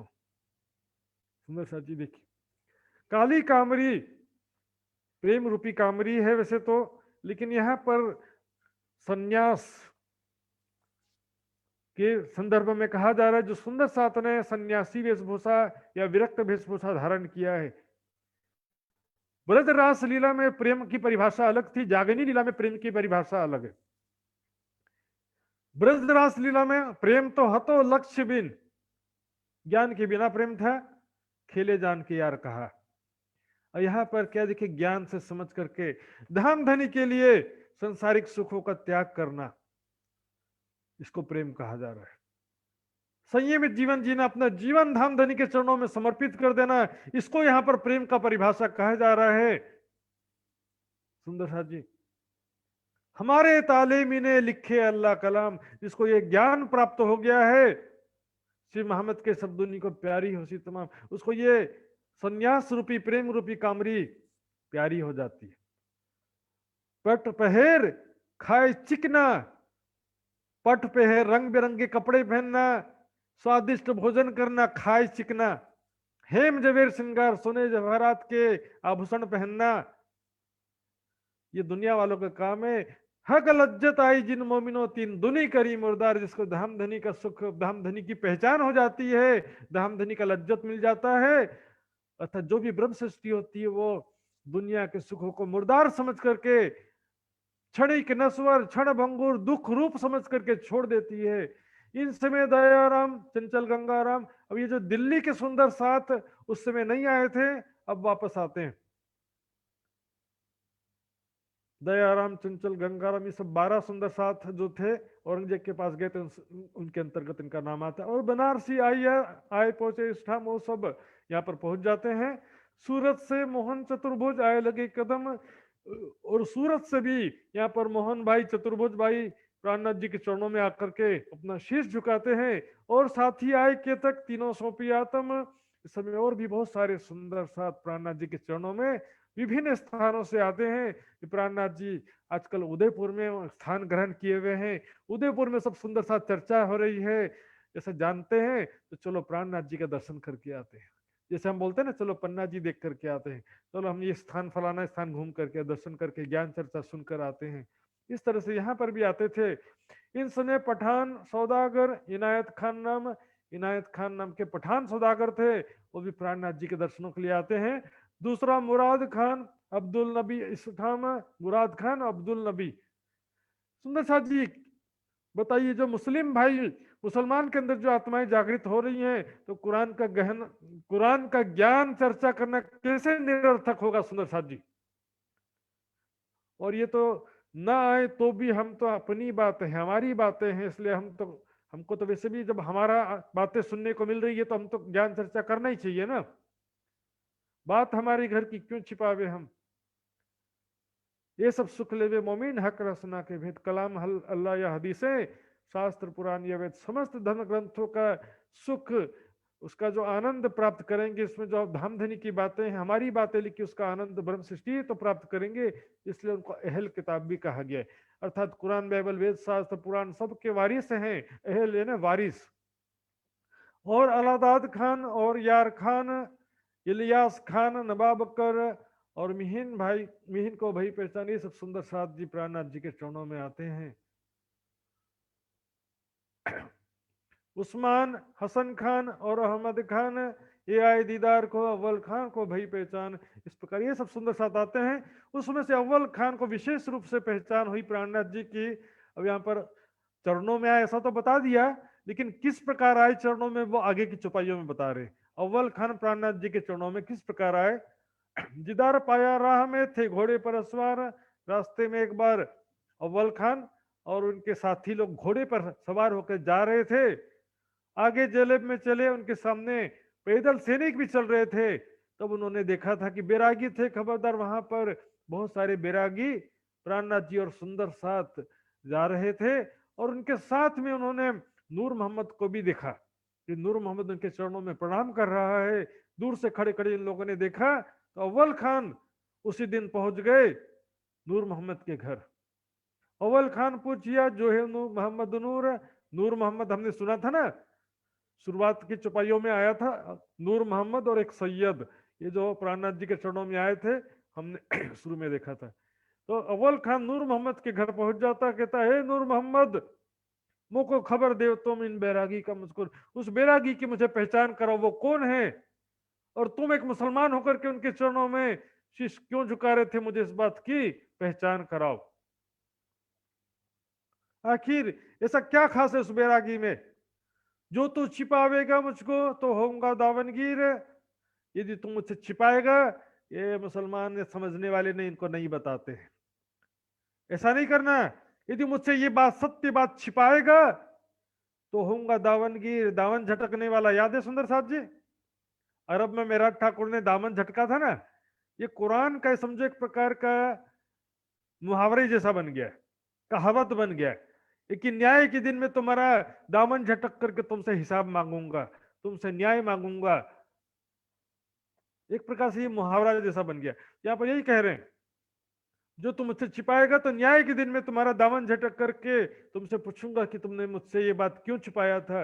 ये कौन है, कहाँ से आए हुए, कौन है प्राणनाथ जो बैरागी, वो कौन है, कहाँ से आए हैं, कैसा फकीर, कैसे फकीर है वो, कितने पहुंचे हुए फकीर हैं, कैसा क्या विशेषता है उनकी।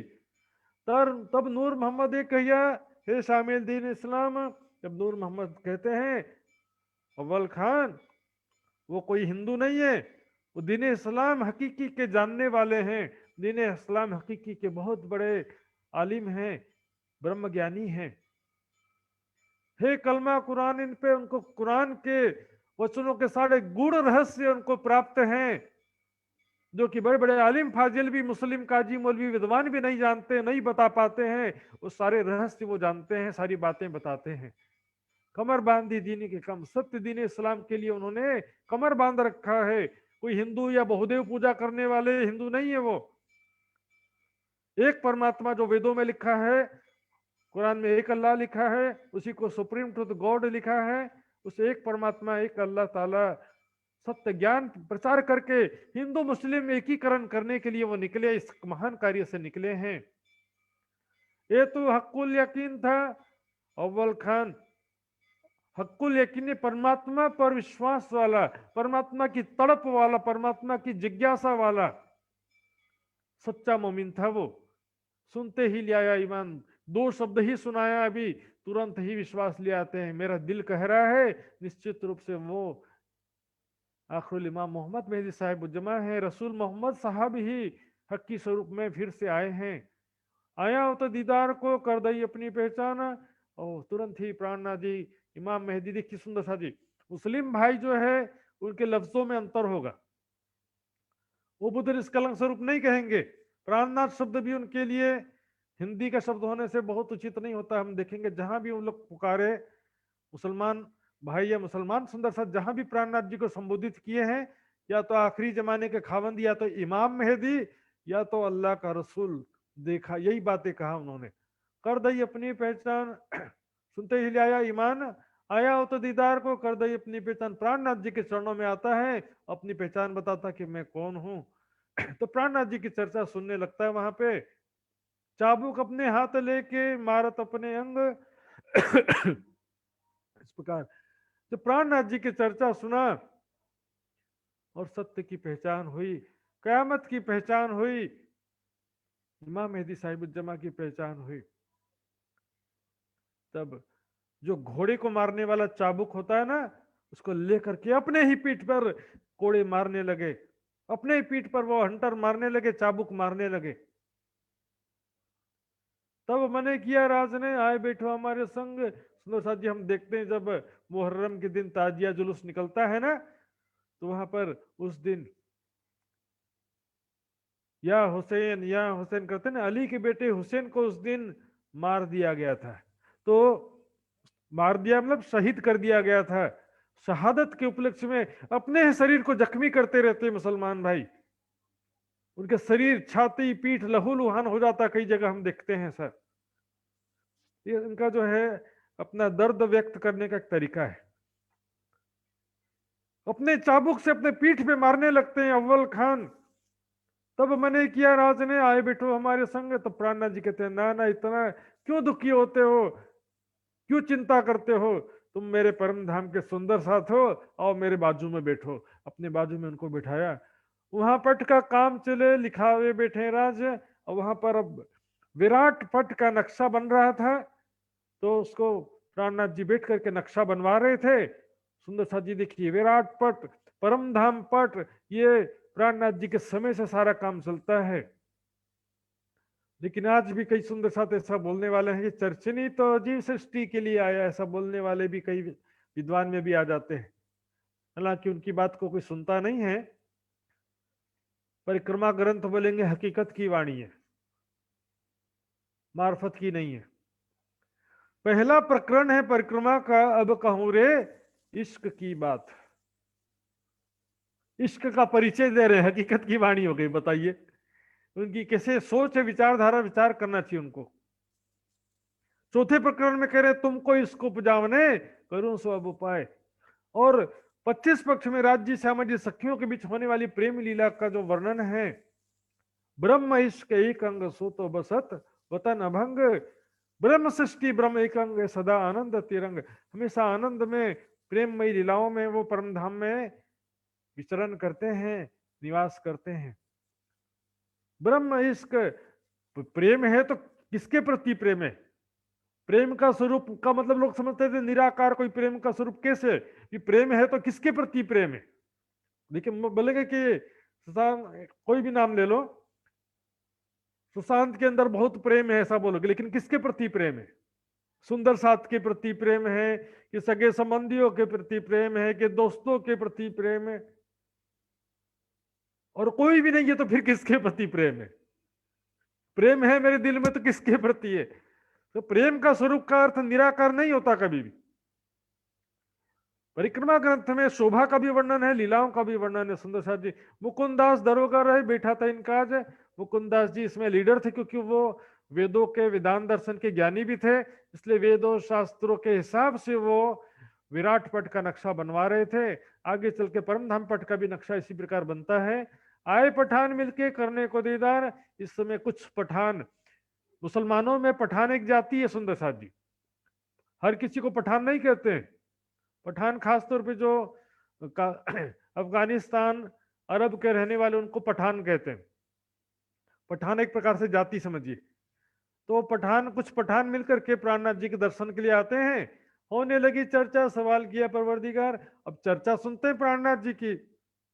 चर्चा के बाद में उनमें से एक व्यक्ति प्राणनाथ जी से प्रश्न करता है, हमारे तुमको कलमा रसूल का, कहते हैं हे महात्मन, आप इमाम मेहदी का दावा करते हैं, मोहम्मद साहब और कुरान की बातें करते हैं, मोहम्मद साहब और कुरान पर ईमान लाए हो ऐसा कहते हो, तो आप अपने मुख से कलमा कहे तो हमको विश्वास आ जाएगा।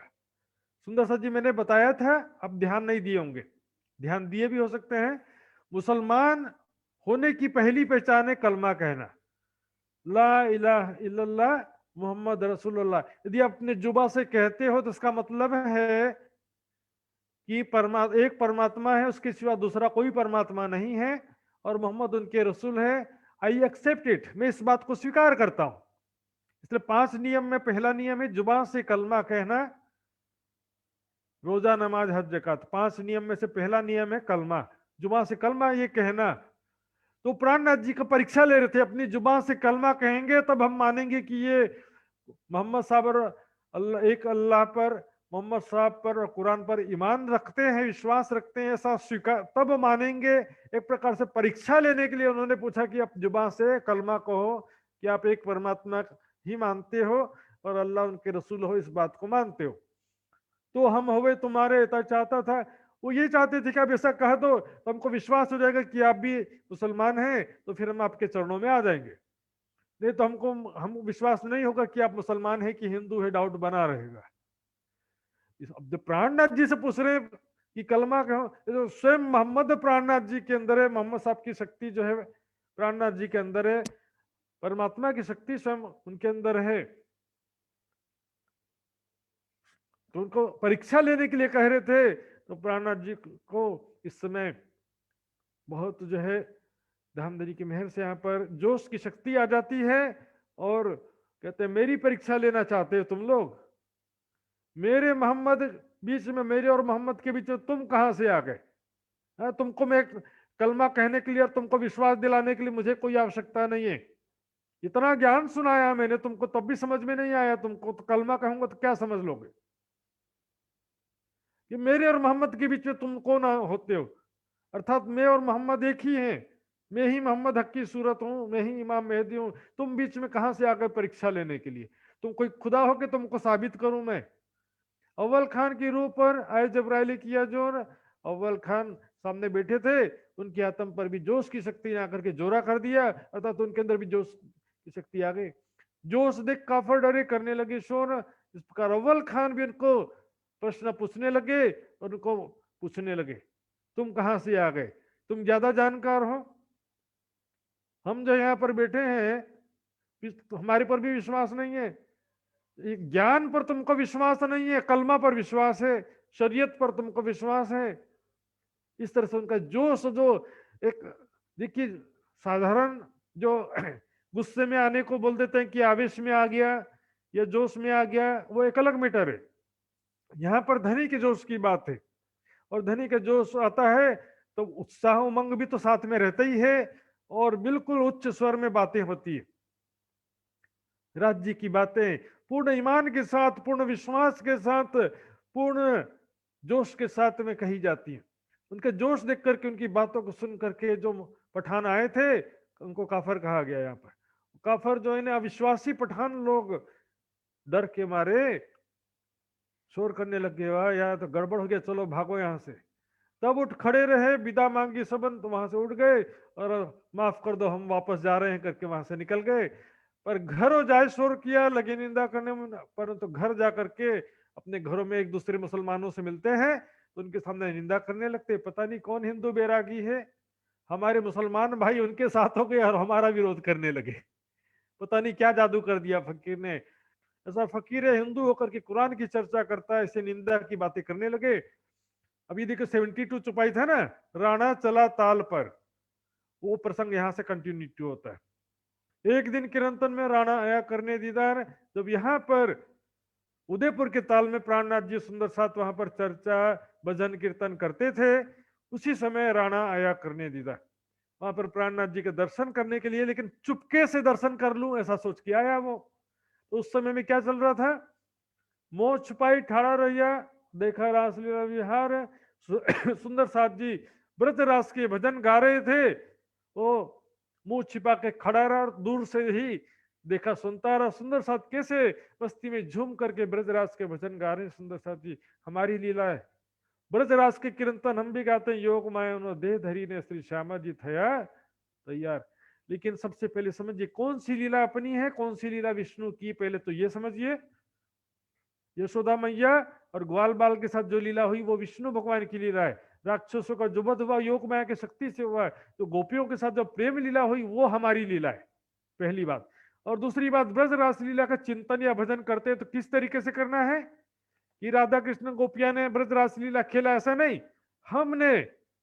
हम गोपियों के रूप में हम ही खेले ब्रजरास में। राजीव राज कृष्ण के रूप में थे, श्यामा जी राधिका के रूप में थी, हम गोपियों के रूप में थे। हमने वहां पर राधा कृष्ण गोपियों के रूप में हमने वहां पर ब्रजरास लीला खेला। इस भाव से उसका चिंतन करना है, हम ही खेले ब्रजरास में, हम ही आए। इस प्रकार से मुंह छिपा करके उसने बस इतना सुना, सामने नहीं आया। इतना ही था अंकुर, 43 फल, इतना ही अंकुर था। ज्यादा उसके ज्ञान या परम धाम का प्रेम की बातें, परम धाम के स्वरूप की बातें, राज श्यामा जी सखियों की बातें, वो सब उनके भाग्य में नहीं था। बस ये थोड़ा सा ही उसके भाग्य में था। आज्ञा थी तोलो रहिया भाई तेती आत्म निर्मल, बस इतना ही सुख मिल पाया उसको, इतना ही वो उसका हृदय में अंतस्करण में आया।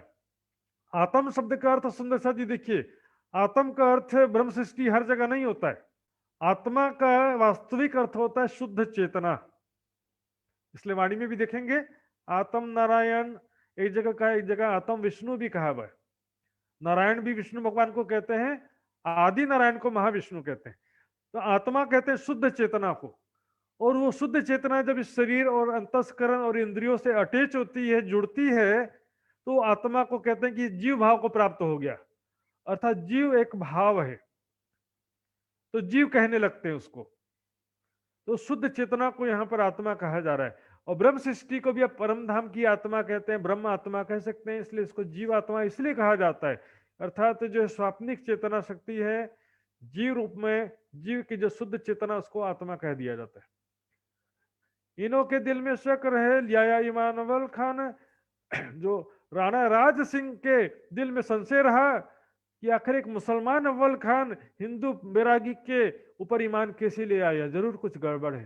या तो तंत्र मंत्र कर देते हैं, भुरकी डाल देते हैं, या तो कुछ चमत्कार कर देते हैं, या तो मुसलमान हैं इन लोग। इस तरह के कुछ ना कुछ तो गड़बड़ है, शक बना रहा उसके दिल में। 300 मस्करी करे भाई, इनको पूरी पहचान, इस तरह से। और वो अव्वल खान नूर मोहम्मद आदि का मजाक उड़ाते थे, देखो इन्होंने एक हिंदू तनों में इमाम मेहदी की पहचान कर ली है। हिंदुस्तानों में मोहम्मद साहब की पहचान करी है इन लोगों ने। हिंदू बैरागी के चरणों में देखो ये मुसलमान लोग प्रणाम करते, इस तरह से हंसी उड़ाते थे उनकी। भाई इसमें शरीर को देख करके प्रणाम नहीं कर रहे, अंदर जो शक्ति है उसको प्रणाम कर रहे हैं। हिंदुओं के बुद्ध निष्कलंक स्वरूप है तो मुसलमानों के लिए इमाम मेहदी हैं। हिंदुओं के लिए कृष्ण का पुनः आना है तो मुसलमानों के लिए मोहम्मद का पुनः आना है, अर्थात तो शक्ति का दोबारा आना है। इस समय अमराज जी वो पहले ले आया ईमान, इसमें अमराज जी भाई सबसे पहले प्राणनाथ जी पर ईमान लाते हैं।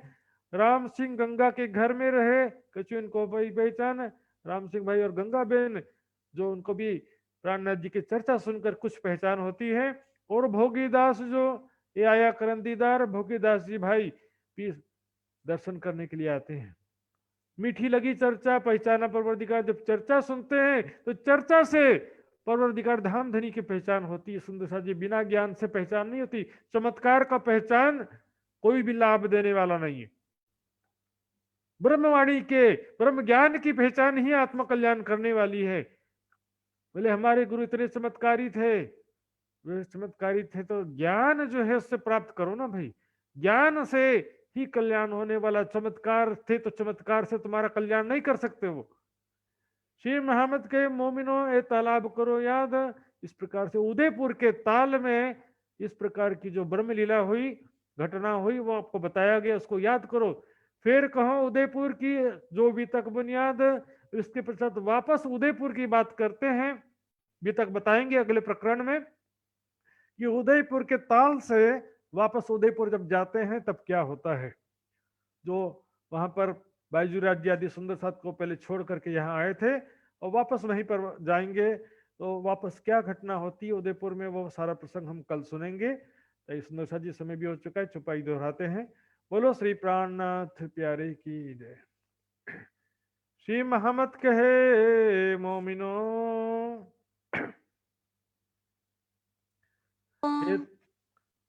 ये तालाब करो याद, ये तालाब करो याद, फिर कहो उदयपुर की, फिर कहो उदयपुर की, जो भी तक बुनियाद, जो भी तक बुनियाद, जो भी तक बुनियाद। बोलो श्री प्राणनाथ प्यारे की जय, सर्व सुंदर साथ की जय।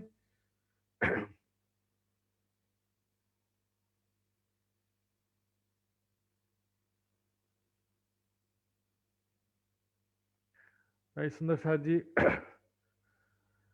आज जो है हमने सुना उदयपुर के प्रसंग में किस प्रकार नूर मोहम्मद और एक सैयद की जागनी हुई, वो तो कल सुन लिया था। इसके नहीं आज ही सुना है। और इसके अलावा वहाँ पर हमने देखा किस प्रकार राणा राज सिंह ने पंडितों को भेजा था और वो किस प्रकार से झूठी बातें करते हैं। अपना रोजगार की चिंता थी, परमात्मा की चिंता नहीं थी उनको। उसके पश्चात उदयपुर के ताल में आते हैं। सब सुंदर साथ के जो अवगुण थे, जाति पाति, धनवान गरीब, ब्राह्मण क्षत्रिय, हिंदू मुसलमान, सारी भेद को दूर करने के लिए सबको फकीरी भेष धारण कराया। तो ये सारा प्रसंग हमने सुना। अव्वल खान की जागनी सुना। तो आइए सुंदर साथ जी, इस विषय में जो भी सुंदर साथ की जिज्ञासा हो अभी पूछ सकते हैं हाथ खड़ा करके। बाद में यदि कोई प्रश्न हो तो बाद में व्हाट्सएप नंबर पे भी पूछ सकते हैं, फोन करके भी पूछ सकते हैं सुंदर साथ जी। तो हाथ खड़े करेंगे जिनको कोई जिज्ञासा संशय हो आज के विषय में।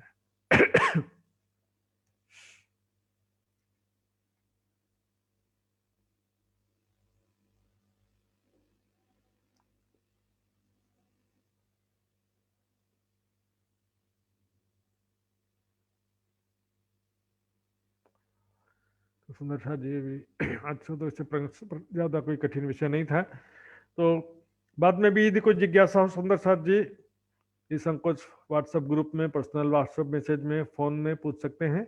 आइए सुंदर साथ जी, आगे मैं फिर होस्ट जी को आगे कार्यक्रम संचालन के लिए कहूंगा। पर सुंदर साथ जी, इससे पहले क्विज के विषय में भी जरा ध्यान से सूचना समझ लेंगे। जो लाइव क्विज होने वाला रविवार को, तो सुंदर साथ जी उसमें जो भी 15 दिसंबर से दूसरे सेशन में जो भी सिलेबस पढ़ाया गया वो सब उसमें प्रश्न पूछा जाएगा।